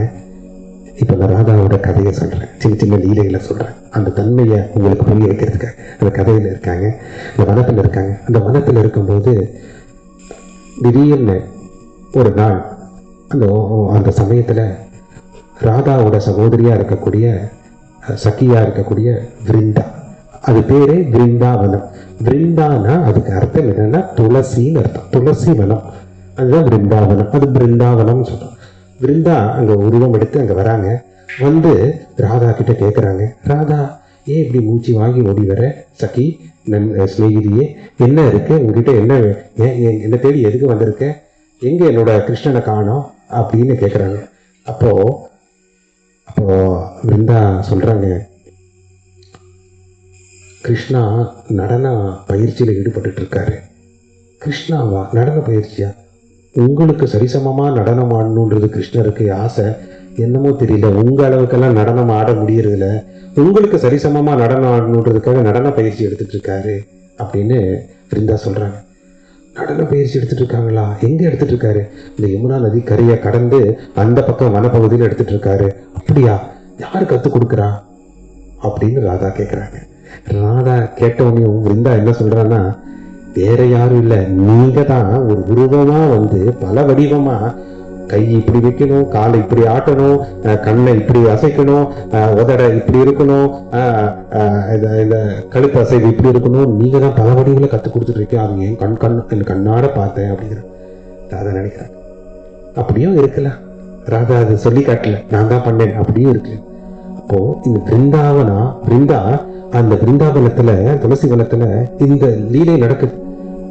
அப்ப அந்த பிருந்தா சொல்றாங்க, கிருஷ்ணாக்கு நீங்க தான் நடனத்துக்கு குருவா இருக்கீங்க. நடனத்துக்கு மட்டும் இல்ல, கிருஷ்ணா ஆட்டி வைக்கக்கூடிய அத்தனைக்கும் கிருஷ்ணன் வந்து ஜெகத்குரு. கிருஷ்ணா ஜெகத்துக்கே குருனா அந்த ஜெகத்குருக்கு குரு ராதாவா தான் இருக்கீங்க. அந்த சக்தியை நீங்க தான் வளர்க்குறீங்க. ஏன்னா ராதா ஒவ்வொரு தடவையும் அந்த ராசலீலைய பண்றதுக்கு முன்னாடி ராசலீலைங்கிறது நிறைய பேர் தப்பா புரிஞ்சிக்கக்கூடிய, அது வெறும் கிருஷ்ணர் கோபியோட ஆடினாரு, பாடினாரு, பல வடிவம் எடுத்து ஆடினாரு, அந்த நிலையில அது காமத்துக்காக செய்யப்பட்ட லீலை கிடையாது. அது யோக நிலையில அந்த ராசலீலையை என்ன குறிக்குதுன்னா ஸ்ரீ சக்கரத்தோட வடிவத்தை கொடுக்குது. நடுவுல கிருஷ்ணா, சுத்தி கோபியர்கள். அந்த கிருஷ்ணருக்கே அந்த புள்ளி இந்துஸ்தானம்னு சொல்லக்கூடிய அந்த புள்ளிய யாரு கொடுக்குறா? அந்த சக்தியை, அந்த ராச லீலையே கூட பண்ணக்கூடிய சக்தி. ராச லீலையில கோபியர்கள் மறந்துட்டாங்களாம், அவங்க உடம்புங்கிற உணர்வே இல்லை, ஆடிட்டு இருக்காங்க. இப்ப நீங்க எல்லாம் அற்புதமா ஆனீங்க பிருந்தாவன விஹாரி பாட்டுக்கு, உணர்வோட தான் ஆனீங்க. ஆனா நான் உடம்புன்றத உணர்வை கூட மறந்து ஆடிட்டு இருந்தாங்க. யாரோட? கிருஷ்ணரோட. இதுதான் ராச கிரீட லீலா. அந்த உணர்வை யாரு அப்படி மயக்க முடியும்? அந்த அளப்பரிய அன்பால யார் அதை அவங்கள காக்க முடியும்? யாரு ஈர்க்க முடியும் அப்படின்னா கிருஷ்ணரோட சக்தி. அந்த கிருஷ்ணருக்கு சக்தி கொடுக்கிறது யாரு? ராதா. அந்த பிந்து ஸ்தானத்துக்கே சக்தி கொடுக்கிறது ராதாவா இருக்காங்க. இதுதான் பிருந்தாவனம் சொல்றேன். இந்த மாதிரி எண்ணற்ற ராதா கிருஷ்ணரோட சின்ன சின்ன லீலைகளை சொல்லிட்டே போறோம். ரொம்ப பிடிச்ச ஒரு லீலை ராதாவோட பூர்ண சமர்ப்பண ஏகத்துவ பாவ லீலை. நிறைய லீலைகள் இருக்கு. மான் லீலா, நுக்குஞ்ச லீலா, குஞ்ச லீலா, ஒவ்வொரு இடத்துல ஒவ்வொரு லீலை. சண்டை போட்டாலும் அந்த அன்பு இருந்துட்டே இருக்கும், அந்த நினைப்பு இருந்துட்டே இருக்கும். அதுவும் கிருஷ்ணரும் ராதாவும் அந்த காலகட்டத்தில் வாழ்ந்து எல்லாத்துக்கும் உணர்த்திட்டு போனாங்க. ஆனா அதுலயும் காட்ட அற்புதமான லீலை வந்து அந்த ஏகத்துவ பாவ லீலை. அந்த ஏகத்துவ பாவ லீலையில என்ன நடக்குதுன்னா, ஒரு நாள் கிருஷ்ணர் இந்த மகாசக்கீஸ் எல்லாம் இருக்காங்க, அதாவது இந்த ராதா ராணியோட சிநேகிதிகள் எல்லாம் இருக்காங்க. உங்க எல்லாத்தையும் வச்சு ஒரு நாள் யதார்த்தமா ஒரு கேள்வியை எழுப்புறாரு. ஒவ்வொருத்தர்கிட்டையும் கேட்க ஆரம்பிக்கிறார். உங்களுக்கு துக்கம் வந்தா, உங்களுக்கு கஷ்டம் வந்தா, உங்களுக்கு ஆபத்து வந்தா, அப்படி இப்படி ஒவ்வொருத்தருக்கும் கேட்க. முதல்ல விஷாக்கா கிட்ட கேட்கிறேன். விஷாக்கா, உனக்கு துக்கம் வந்தா நீ என்ன பண்ணுவேன்? விஷாக்கா தேவி சொல்றாங்க, எனக்கு துக்கம் வந்தா நீங்க இருக்கீங்களா, பார்த்துப்பீங்க. ரொம்ப சந்தோஷம். எவ்வளோ ஒரு பக்தி, எவ்வளோ ஒரு சமர்ப்பணம். லலிதா கிட்ட கேட்குறேன். லலிதா, நீ உனக்கு துக்கம் வந்தா நீ என்ன பண்ணுவேன்? எனக்கு துக்கம் வந்தா உங்ககிட்ட சக்தியை வாங்கி அந்த துக்கத்தையும் நான் அனுபவிப்பேன். இது அற்புதமா இருக்கு. துங்க வித்யா, நீ என்ன பண்ணுவேன் அப்படின்னா, துக்கத்தை வந்தா அதுவும் நீங்க கொடுத்த பரிசுன்னு நினைச்சு நான் அனுபவிப்பேன். சக்தியை வாங்கிட்டு அனுபவிக்கிறது வேற, பரிசுன்னு வச்சுட்டு நான் அனுபவிக்கிறது வேற. ஒவ்வொருத்தரும் ஒவ்வொரு தன்மையை சொல்றாங்க. கடைசியில ராதாவை நோக்கி அந்த கண் போகுது. கிருஷ்ணர் ராதாவை பார்க்கிறார். ரங்கதேவி கிட்ட கேட்கும்போது ரங்கதேவி சொன்னா, நீங்க துக்கம் வரும்போது நீங்க பார்த்துப்பீங்க, நீங்க என்னை காப்பாத்திருவீங்க. அதுவும் ஒரு உயர்வான நிலை. இந்த மாதிரி ஒவ்வொருத்தரும் ஒண்ணுன்னு சொன்னாங்க. எல்லாமே ஒரு சமர்ப்பண பாவத்துல. கடைசியில ராதா கிட்ட அந்த கிருஷ்ணர் கேட்கும்போது ராதா சொன்னா, ராதா உனக்கு துக்கம் வந்தா என்ன பண்ணுவேன்? ஏன்னா ஏதோ ஒரு விஷயத்த ராதா வாயிலிருந்து வர வைக்கணுன்றது கிருஷ்ணரோட ஆர்வம். இப்போ ராதா சொன்னா, எல்லா இடத்துலையும் நீங்க தான் இருக்கீங்க, எல்லா இடத்துலையும் நீ தான் இருக்க, எனக்கு எப்படி துக்கம் வரும்? எனக்கு துக்கங்கிற நிலையே வராது. துக்கங்கிற நிலையை, துக்கம்ன்றது என்னன்னு கேட்டான் ராதா. எப்படின்னா, அப்போ ராதாவோட உணர்வு எப்படி இருந்திருக்கு? துக்கம்னா வேற யாராவது மூலியமா வரணும், அவங்க இயற்கை மூலியமா வரலாம், சக மனுஷர் மூலியமா வரலாம், ஏதோ கிடைக்கலாம்னு துக்கம் வரும். சுயம் துக்கம், இன்னொருத்தர் மூலியமா வர துக்கம், இயற்கையால வரக்கூடிய அந்த துக்கம். நிறைய மழை அடிச்சா கூட ஒவ்வொருத்தருக்கும் துக்கம் வரலாம், பிரளயம் வந்தா கூட துக்கம் வரலாம், புயல் வந்தா கூட துக்கம் வரலாம், நினைச்சதெல்லாம் நடக்கலைன்னா கூட துக்கம் வரலாம். துக்கத்துக்கு நிறைய காரணம் இருக்கு, வர்றதுக்கும் காரணம் இருக்கு. ஆனா எல்லாமே நீங்க தான் போது எனக்கு எங்க இருந்து துக்கம் வரும் அப்படின்னு அந்த மேல்நிலையான உணர்வுல இருந்தேன். இது கேட்கறதுக்கு கிருஷ்ணா அப்ப முடிவு பண்ணார், இப்ப தந்து நான் போயிருக்கோம். என்ன, ராதாவோட பாவம் அந்த நிலையில இருக்கு. ராதாவோட பாவத்தை தொடர்ந்து கோபியர்களுக்கும் அந்த பாவம் எல்லாத்துக்கும் கிடைக்க பெறும். இப்பதான் அவர் முடிவு பண்ணாரு, அவதார நிலையில இந்த விருந்தாவன பூமியை விட்டு பிசிக்கலா, அதாவது ஸ்தூல ரூபத்துல நான் மதுராவுக்கு போகணும், கம்சனை வதம் பண்ணணும், அதுக்கப்புறம் என்னோட அவதார லீலையை பார்க்கணும் அப்படின்னு போயிட்டார். அந்த உணர்வுக்காக காத்துட்டு இருந்தார். என்னைக்கு அந்த ராதா வாயில அது வந்ததோ அந்த நிலை வந்துடுச்சு. இதுதான் இலாதினி சக்தியோட தன்மை. இலாதினி சக்தி ஆனந்தத்துல இருக்கீங்கன்னா ஏகத்துவ பாவத்துல இருக்கீங்கன்னு அர்த்தம். ஆனந்த நிலையில இருக்கும்போது அந்த ஆனந்த நிலையை யாரும் டிஸ்டர்ப் பண்ண முடியாது. உங்களுக்கு துக்கங்கிற உணர்வே இருக்காது, துக்கம் வரும்ன்ற பயமும் இருக்காது, துக்கம் இருக்கான்ற நினைப்பும் இருக்காது. முக்காலத்தையும் கடந்த நிலையில அந்த ஆனந்தம் எப்பவுமே உங்களுக்கு வழங்கப்படும். அது எல்லாமே உண்மைன்ற அந்த உணர்வு வந்துடும். எல்லாமே நான் தான், எனக்கு அழிவே இல்லை, எல்லாமே நான் தான் அப்படின்னும் போது உங்களுக்கு யாரு துக்கத்தை கொடுப்பா? அந்த நிலைக்காக தான் இந்த பிரபஞ்சம் உங்களை இந்த மாயை மூலியமா தொந்தரவு பண்ணி உபத்திரம் கொடுத்து இந்த உயர்வான நிலைக்கு தள்ளுறதுக்காக. ஒரு விதத்துல இந்த மாயை எப்படின்னா, ரொம்ப துக்கம், ரொம்ப பிரச்சனை, ரொம்ப பற்றுதல், இதெல்லாமே என்ன சொல்ல போனோம்னா ஒரு நாய் கதை இருக்கு. 3 நாய்கள் காசியிலேருந்து அயோத்தியாவுக்கு கிளம்பிச்சு. அயோத்தியால தீபாவளி நல்ல இனிப்பு பண்டாங்கெல்லாம் சுட்ட வச்சிருப்பாங்கன்னு கிளம்பிச்சு. அது காசிலேருந்து அயோத்தியா போறதுக்கு 3 நாள் எடுக்கும். ஆனா அதுக்காக ஓடி போகும்போது எங்க போனாலும், ஒரு இடத்துக்கு போனாலும் அங்க இருக்கிற அந்த லோக்கல் நாய்கள் குலைச்சி அதை தூங்க விடாம, ரெஸ்ட் எடுக்க விடாம சீக்கிரம் 3 நாள்ல போற பயணம் சீக்கிரம் ஒரே நாள்லயே அங்க போய் இனிப்பு பண்டாரத்தை சாப்பிட்டுச்சு. இப்போ அந்த நாய்கள் அப்பதான் புரிஞ்சது, 3 நாள் கொஞ்சம் ஓய்வெடுத்து நாங்க போயிருப்போம். இந்த லோக்கல்ல இருக்கிற அந்த நாய்கள் எல்லாம் குறைச்சி எங்களை தூங்க விடாம எங்களை துரத்தி ஓட வச்சு சீக்கிரம் அயோத்தியாவுக்கு எடுத்துட்டு போய் சேர்த்துருச்சு. ஒரு விதத்துல மாயை, இந்த பொருள் ரீதியான பற்றுதல் எல்லாமே அப்படிதான். அதுக்காக தான் இந்த சக்தி, மாயா சக்தி வேலையை செய்யுது. மாயா சக்தியே உங்களுக்கு ஆனந்தத்தை கொடுக்கறதுக்காக தான், ஞானத்தை கொடுக்கறதுக்காக தான். அது எவ்வளோ அது தற்காலிகமா இன்பத்தை கொடுத்து, நிரந்தரமா துன்பத்தை கொடுத்து, இந்த கடவுள் நினைப்பிலேயே இருக்க வச்சு, அதையும் கடவுளை உணர வைக்கிறதுக்கு உங்களை தள்ளிக்கிட்டே இருக்கும். அந்த ஆனந்த நிலையை அடைகிற வரைக்கும் அந்த ஜீவாத்மா திரும்ப இங்க பிறந்துகிட்டே இருக்கும். இதுதான் ஒவ்வொருத்தரும். இந்த ராதாவோட உணர்வு எப்படி இருந்ததுன்னா, ராதாக்கு 3 வருஷம் பர்சானால இருக்காங்க. ரிஷபானுவோட பொண்ணு, கீர்த்திமையாவோட பொண்ணு. அந்த ராதாவை தேடி கம்சன் வர மாதிரி இருக்கு. இது பாகவத கதையிலும் இல்லை, கிருஷ்ணலீலையிலும் இல்லை. கம்சன் வர்றார். யார் சொல்லி வர்றாரு? நாரதர் சொல்லி வர்றார். நாரதர் மேல கம்சனுக்கு அவ்வளோ ஒரு அன்பு. அந்த அன்புக்காக அந்த நாரதர் வந்தாலே ஏதோ ஒரு நல்ல உபதேசம் சொல்லுவாரு, கலகமும் பண்ணுவாரு. அதனால அந்த நிலத்துல கம்சன் கிட்ட போய் சொல்றாரு, நீ கிருஷ்ணன் நினைச்சிட்டே இருக்க, கிருஷ்ணன் உன்னை கொண்டுருவானோன்னு. சந்தோஷம்தான். கிருஷ்ணனுக்கு அந்த சக்தி எங்கிருந்து வந்தது தெரியுமா? பரசானான்னு ஒரு பொண்ணு பிறந்திருக்கா, 3 வயசு தான், அவ பேர் ராதா. அந்த கிருஷ்ணனுக்கு, உன்னோட பரம எதிரியா இருக்கக்கூடிய அந்த கிருஷ்ணனுக்கே சக்தி கொடுக்கறது ராதா தான்.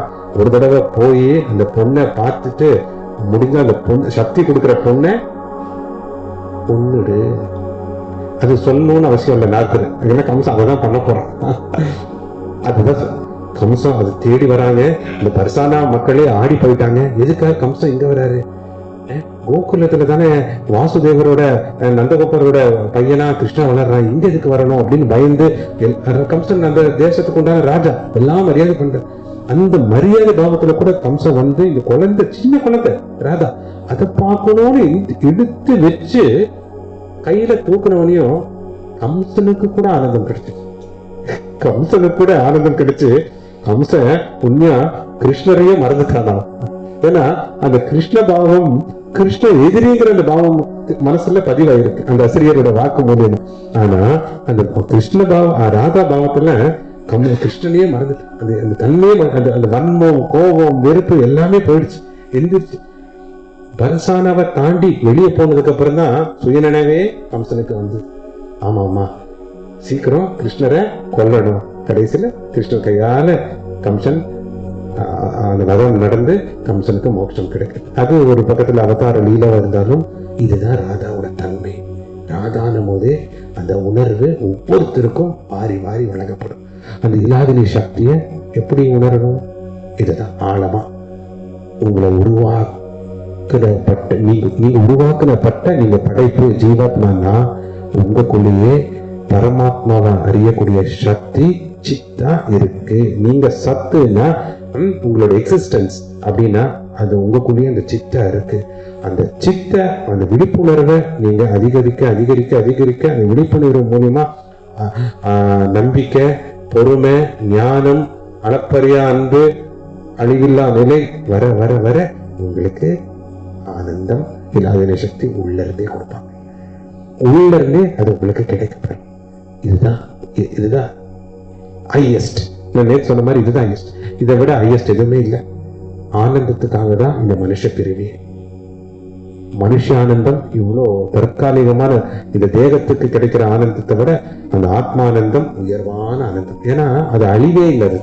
இந்த தேகத்துக்கு கிடைக்கக்கூடிய இந்த சாப்பிட்றது, இந்த உடல் சுகம், இந்த பௌத்திக சுகம், இதெல்லாமே அழியக்கூடியதுன்னு தெரிஞ்சு கூட அது மேல இவ்வளவு பற்றத்தில் இருக்கும்போது அழியாத அளவில்லாத சுகம், அந்த பரம சுகம், அந்த பரமானந்தம் எப்படி இருக்கும் நினைச்சு பாருங்க.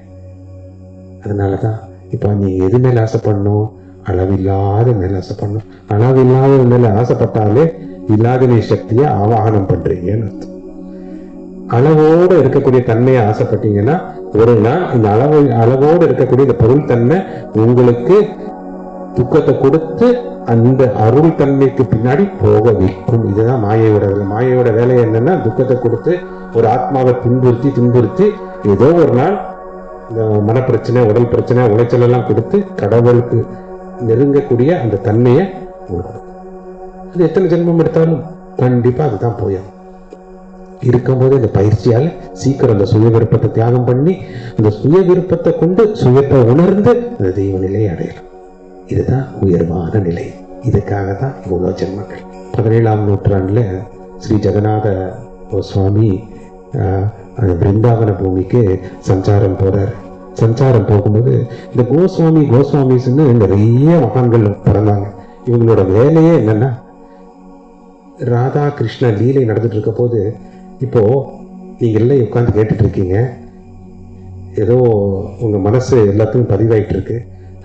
இதெல்லாம் இந்த காலத்துல எல்லாம் நீங்க ரெக்கார்ட் பண்ணிட்டு இருக்கீங்க. மைண்ட் அளவுலயே ரொம்ப ரெக்கார்ட் பண்ணிட்டு இருக்கீங்க. அப்போ அந்த காலத்துல கிருஷ்ணா ஒரு 8 சக்கீஸ், ஒரு 16 சக்கீஸ், ஒரு 100 கோபியர்கள், கிருஷ்ணா ராதா தனியா இருக்கும்போது அவங்க பேசின விஷயம் எல்லாம் எங்க ரெக்கார்ட் இருக்கும்? கொஞ்சம் யோசிச்சிங்களா? யார் ரெக்கார்ட் பண்ணுவா? ஒரு நாள் ராதா கேட்குறாங்க, இவ்வளவு திருவிளையாடல் பண்றீங்களே, இதுக்கு பின்னாடி என்ன அர்த்தம்னு எனக்கு தெரியும், இதெல்லாம் பிற்காலத்துல யார் எடுத்துட்டு போய் சேர்த்துவாங்க பக்தர்களுக்கு? அப்போ கிருஷ்ணா சொல்ற, நம்ம தனியா உட்காந்து பேசுனதும் சரி, கண்ணோட கண் பேசுனது, வாயில பேசுனது மட்டும் இல்லை, கண்ணோட கண்ணு, heart to heart, mind to mind பேசுனது கூடி, இது எல்லாமே பிற்காலத்துல எல்லாம் நம்ம இந்த லீலைகளை, இந்த திருவிளையாடல்களை எல்லாமே உணரும்படி இந்த உணர்ந்து இந்த திருவிழாக்களை படிக்கும் போது, அவங்க கேட்கும் போது அவங்களோட ருசி, அவங்களோட அன்பு ஜாஸ்தி ஆகிறதுக்கு நிறைய பேர் பிறக்க போறாங்க. இன்னைக்கோ சொல்லிட்டாரு கிருஷ்ணா. இந்த ராதா கிருஷ்ண அன்பை கிரந்த வடிவா ராசிக செயின்ஸ் கோஸ்வாமி ரசபாவம் சொல்லிட்டு இருக்கும்போது அவங்க அப்படியே மெய்மறந்து மயங்கிடுவாங்க. அந்த அன்பை, அவ்வளவு அன்பு தாங்க முடியாது. அந்த அன்பை வெளிப்படுத்துறதுக்காக நிறைய பேர் பிறக்க போறாங்க. அதே மாதிரி பிறந்து கலியுகத்துல இந்த ராசிக் செயின்ஸ், அந்த சாதுக்கள் இந்த மகாராசத்தை, ரசம், அந்த ருச்சியை, அந்த அன்பு பிரேம ரசத்தை கிருஷ்ணரும் ராதாவும் இப்படியெல்லாம் இருந்திருக்காங்கன்ற அந்த கிருஷ்ணர் கொடுத்த விஷயங்கள, அந்த உணர்வுல எல்லாம் சின்ன சின்ன எழுதி குரு சிஷ்ய பரம்பரை மூலியமா பரப்பிட்டு போனாங்க. அதனாலதான் இந்த லீலைகள் எல்லாம் எல்லாத்துக்கும் தெரியவும் வந்துச்சு. அவ்வளவு அற்புதம். அதனால எதுவுமே ராதாகிருஷ்ண லீலை ஒண்ணுமே அந்த ஞானம், இந்த 3 தான் இன்னைக்கு பரமாத்மா ஒவ்வொருத்தருக்குள்ள இருந்து பண்றாரு.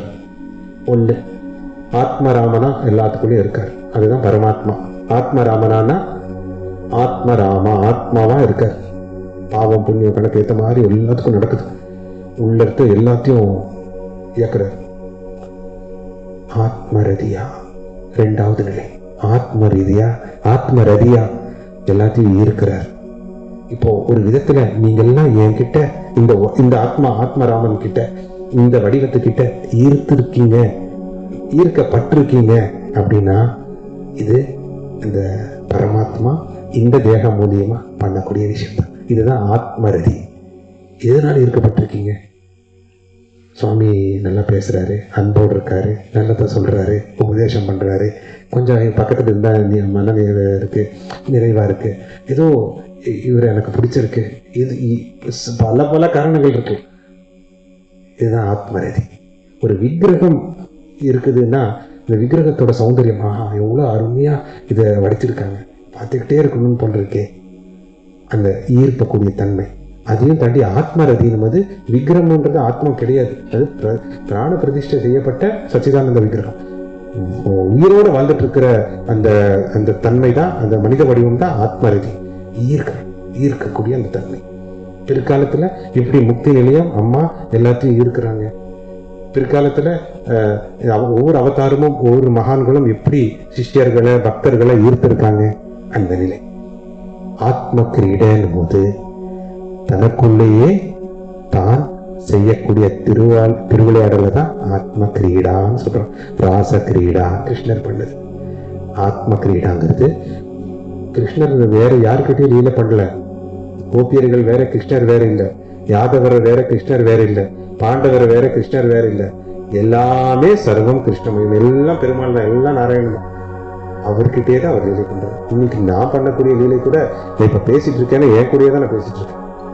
நீங்க எல்லாமே என்னோட அங்கம் தான், என்னோட வடிவம் தான், எல்லாம் அன்பின் வடிவம் தான். நான் அன்பின் சொரூபம், நானும் அன்பின் வடிவம், நீங்களும் பரமாத்மாவோட அங்கம் தான்.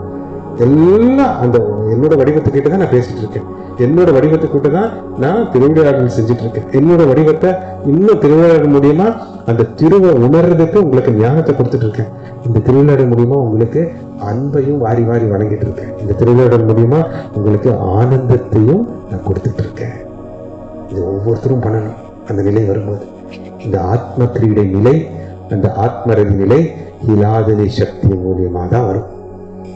நீங்க சொல்லுங்க, என்கிட்ட அவதாரத்தோடு இருக்கும்போது நான் சொன்னதெல்லாம் நடக்கணும்னு அவசியம் கூட இல்லை. நீங்க பொருள் ரீதியா எவ்வளோ விஷயம் எடுத்துட்டு வந்தாலும், எனக்கு குழந்தை வேணும், எனக்கு கல்யாணம் நடக்கணும், எனக்கு பணம் வேணும், அது வேணும்னா கூட நான் சொன்னா நடக்கும். அந்த வார்த்தைக்கு சக்தி இருக்கு. இந்த ஏகத்துவ பாவத்துல, சர்வாத்மா பாவத்துல நடக்கும். அது ரெண்டாவது.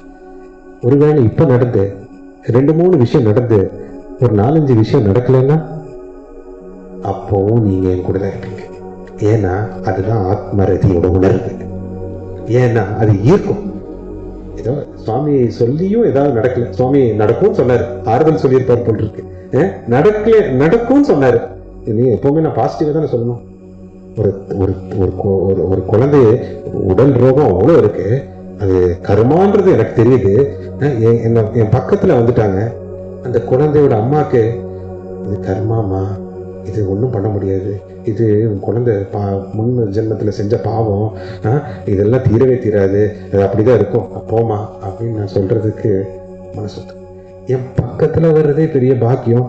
பக்கத்துல வந்து என்னோட உணர்வை வாங்குறாங்க, ஆனந்தம். அந்த நிமிஷத்துல நான் ஏதோ ஒரு எதிர்மறையான விஷயத்த சொல்லும் போது அந்த ஆனந்தம் கொஞ்ச நேரம் கிடைக்கிற ஆனந்தம் கூட போயிடுதா? அப்புறம் என்ன சொன்ன, எல்லாம் சரியாயிரும், நான் பாத்துக்கிறேன். சரியும் ஆயிரும், நம்பிக்கை இருந்தா சரியும் செய்யப்படும், அதிசயமும் நடக்கும். அது ரெண்டாவது. இதுதான் ஆனந்தம். இந்த ஆத்மரதியா ஆத்ம கிரீடனா அந்த உணர்வு தான் மேலோங்கி வரும், அது ஈர்க்கப்படும்.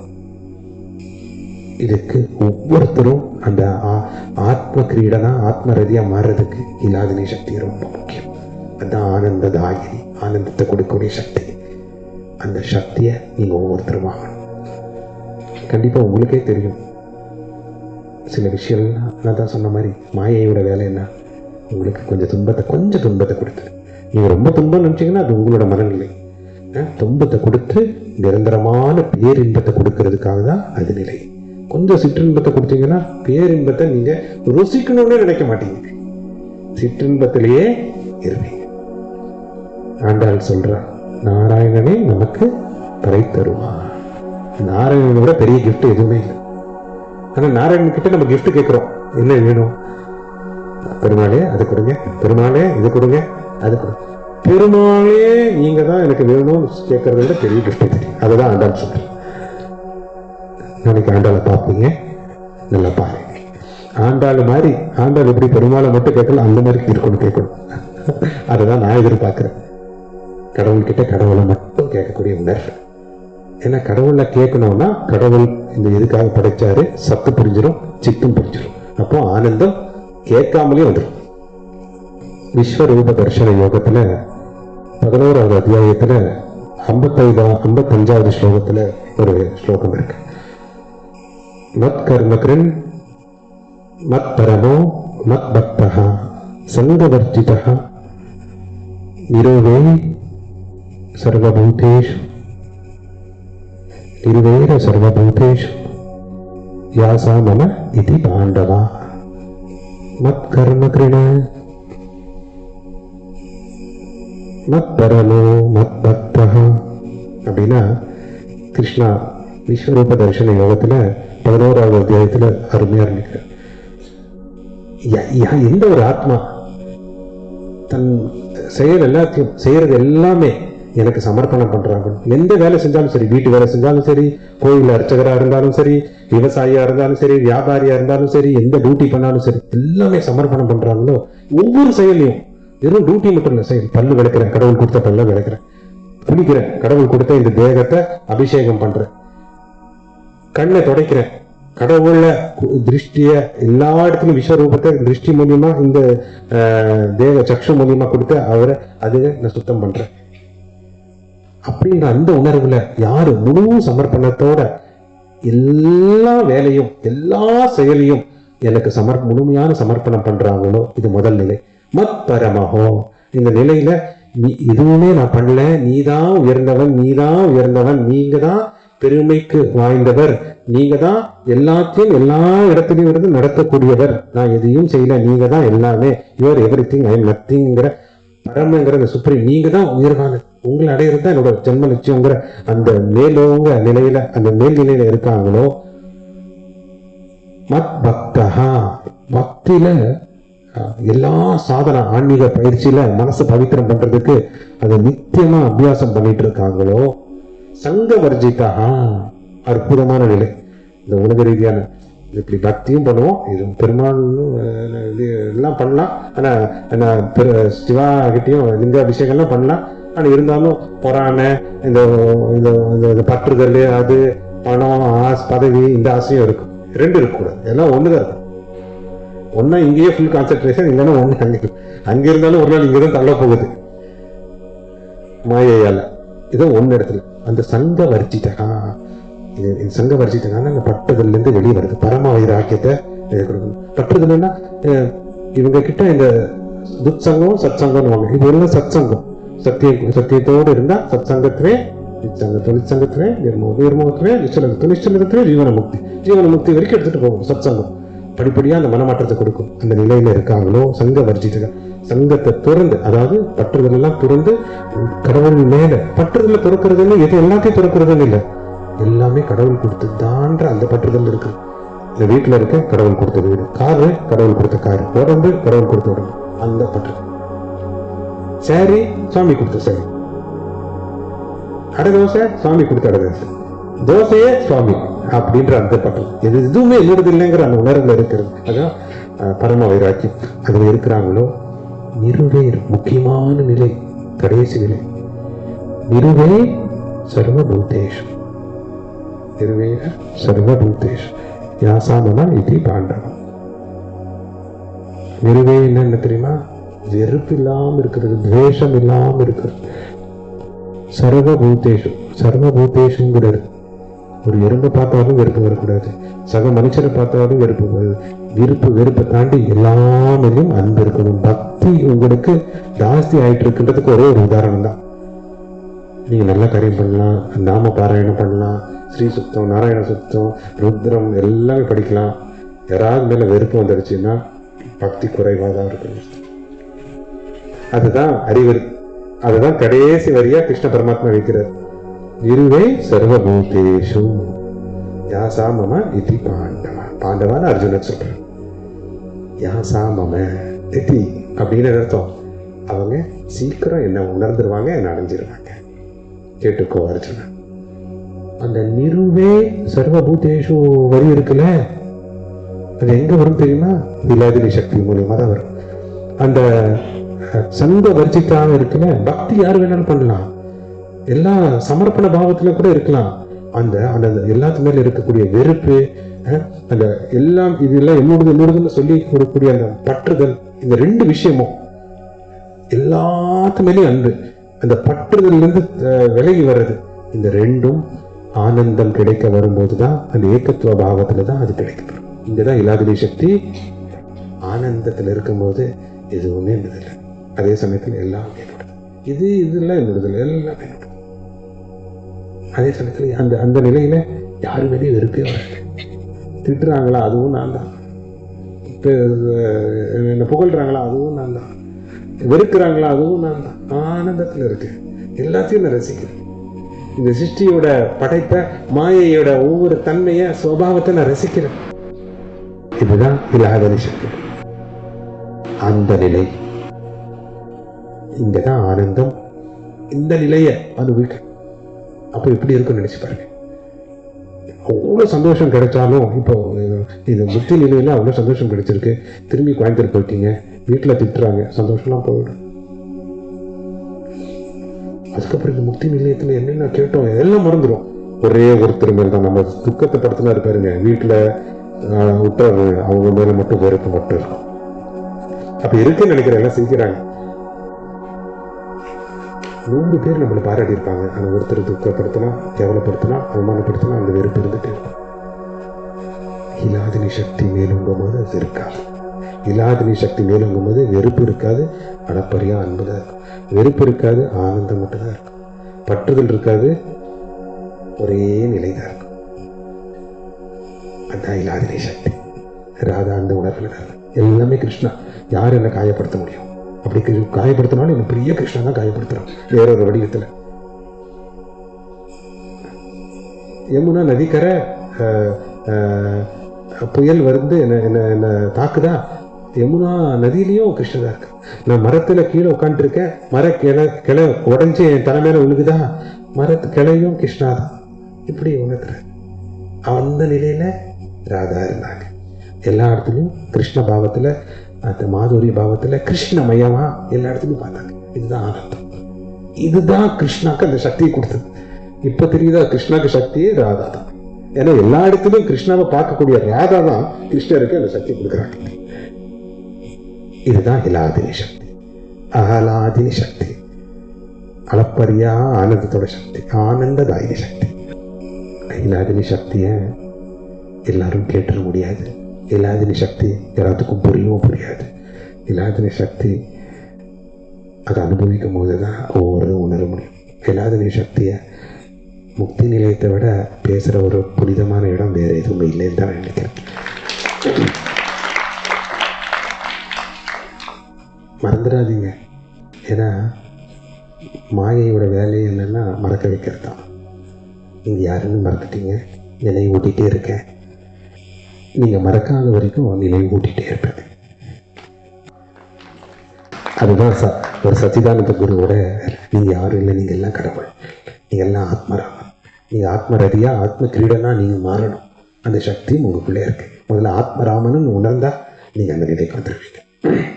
அதுதான் ஹையஸ்ட். அதுக்காக தான் இவ்வளோ சாஸ்திர படிப்பு, அதுக்காக தான் வேத எல்லாம் படிக்கிறது, நாமம் சொல்றது, பூஜை பண்றது, புரஸ்காரம் பண்றது, தீர்த்த யாத்திரை போறது, இது எல்லாமே அந்த நிலைக்காக தான். இடையற்பாளையத்தில் உட்காந்து கூட இந்த அந்த பிரம்மாண்டமே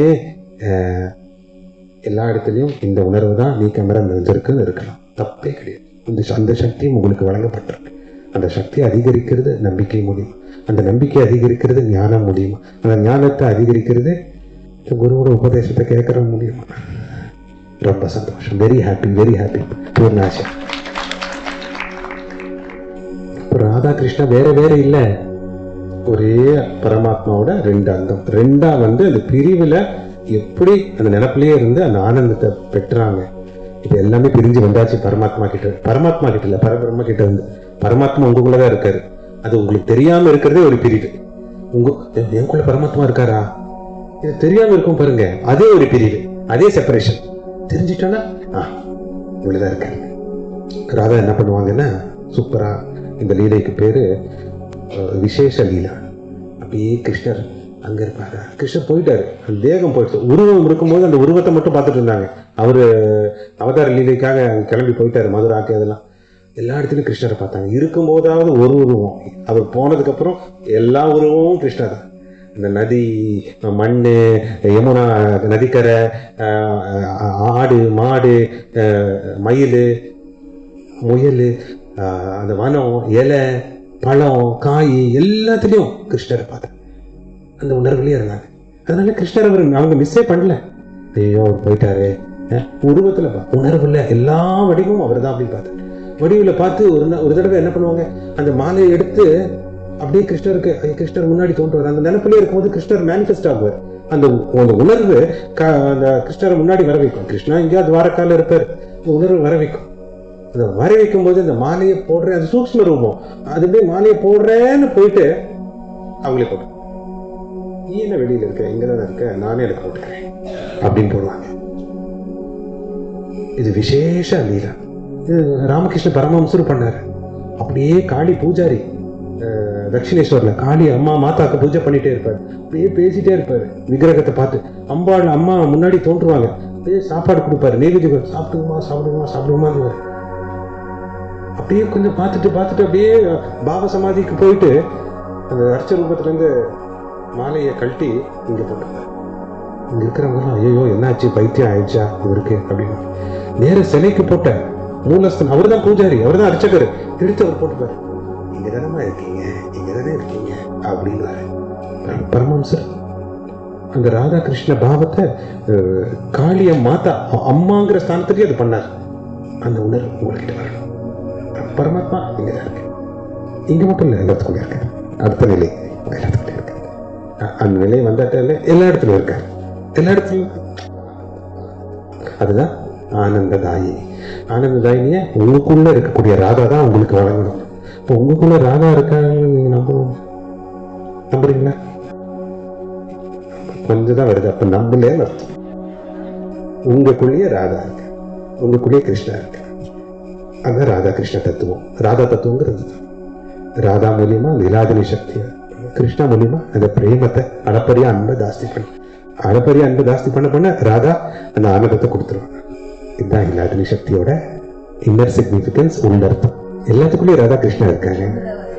ராதா கிருஷ்ணா வெறும் அந்த மேல் அண்ட் ஃபீமேல் கிடையாது. அது பிரகிருதி புருஷா, ஜீவாத்மா, பரமாத்மா, அதோட அந்த பந்தம் நித்திய பந்தம். நீங்க நித்திய பந்தத்தை நீங்க தெரிஞ்சுக்கிட்டீங்கனாலே நீங்க நித்திய முக்தான்னு நீங்க புரிஞ்சுக்கிட்டாலே நித்திய ஆனந்தம். நித்திய ஆனந்தத்துல இருந்தாலே பரம ஆனந்தம்.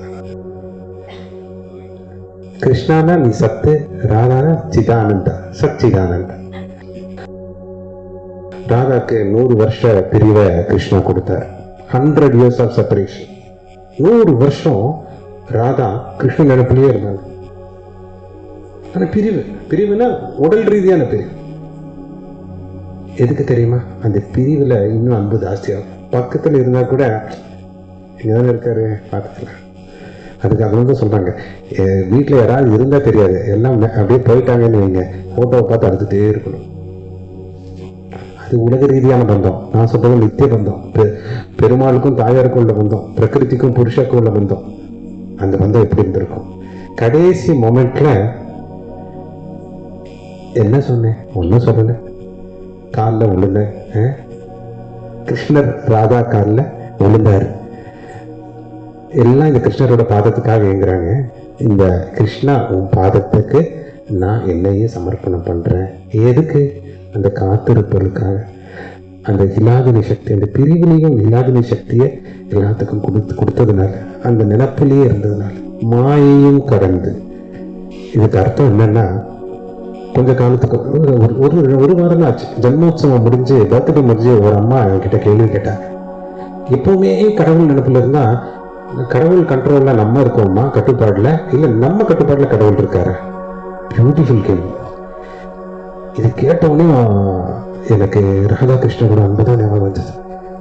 அந்த கிருஷ்ண பாவத்துல அந்த ராதாவோட நினைப்பு தான் வந்தது. நான் எல்லாத்துக்கிட்டையும் கேட்டுட்டேன்.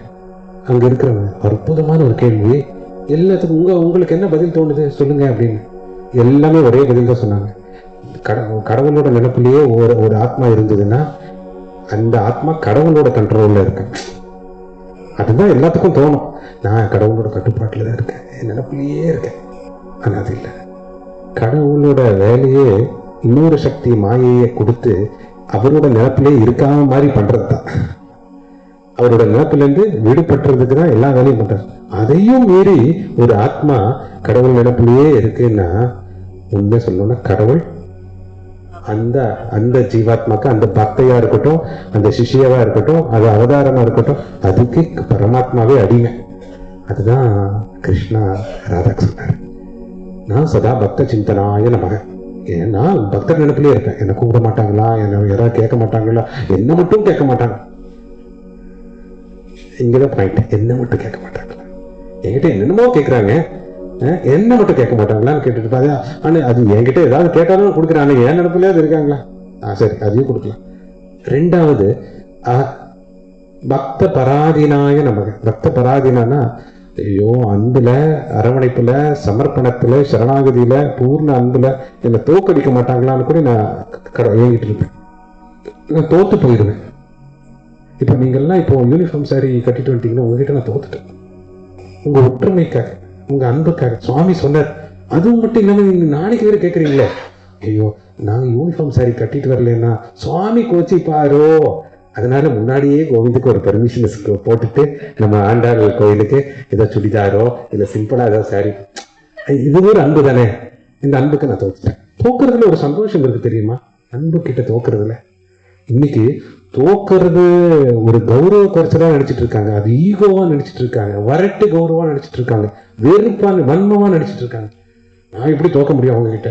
கணவனுக்கு மனைவி கிட்ட தோக்குறதுக்கு பிடிக்காது, மனைவிக்கு நான் கணவன் தோத்தாலும் நடிச்சிட்டு இருப்பாங்க. ஒரு ஒரு ஒரு ஒரு குடும்பத்திலேயே அவ்வளோ இருக்கு. ஆனால் உண்மையா கிருஷ்ணரோட பாவத்துல கடைசி என்னன்னா அகம் பக்த வசாய நம. கிருஷ்ணர் அதுதான் கடைசி மூமெண்ட்ல ராதா, ஐ எம் என்ஸ்லேவ், என்னை நீ அடிமைப்படுத்திட்ட ராதா.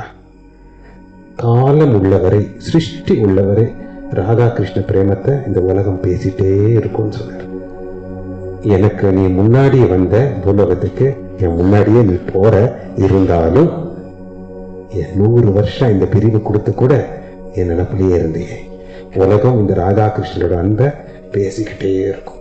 அதோட உள்ளர்த்தத்தை, அதோட ருச்சிய, அதோட ரசத்தை, அந்த பிரேம ரசத்தை, பரம ரசத்தை, அந்த மகா ரசத்தை ஒவ்வொருத்தரும் வாரி வாரி. புல்லாங்குடல் பேரே ராதா தான். ராதா போனதுக்கு அப்புறம் என்ன புல்லாங்குடல்? புல்லாங்குடலுக்கு அர்த்தம் என்ன? ஆலோ இன்ஸ்ட்ருமெண்ட். அது கோபியர்கள் தான், அங்கதான் வாசிக்கணும். ஆலோ இன்ஸ்ட்ருமெண்ட். அந்த புல்லாங்குடல் எவ்வளவு கஷ்டப்படுது. மூங்கிலா வந்து தீயில போட்டு கருக்கி, ஓட்டை போட்டு சீவி, அதுக்கப்புறம் தான் கைக்கு போகுது. ஒவ்வொருத்தரோட வாழ்க்கையும் அந்த மாதிரி தான். அடி, உத, துன்பம், வேதனை, சோதனை எல்லாமே கடவுளோட கையில கருவியா புல்லாங்குடலா மாறுறதுக்கு தான். புல்லாங்குடல் உடைக்கிறது என்னன்னா, உன்னை போல இன்னும் யாரும் இல்லை அப்படின்னு அதை நான் உடைச்சு சொல்றேன். ராதா போல இன்னும் யாரும் இல்லை. ராதா போல இருக்கணும்னு ஆசைப்படுறேன், ஆனா இல்லை, இல்லைன்றதுனால நான் ஆசைப்பட முடியும். இருப்பீங்கன்னு நினைக்கிறேன், இருக்கணும்னு விரும்புறேன், இருப்பீங்கன்னு நம்புறேன். Very happy.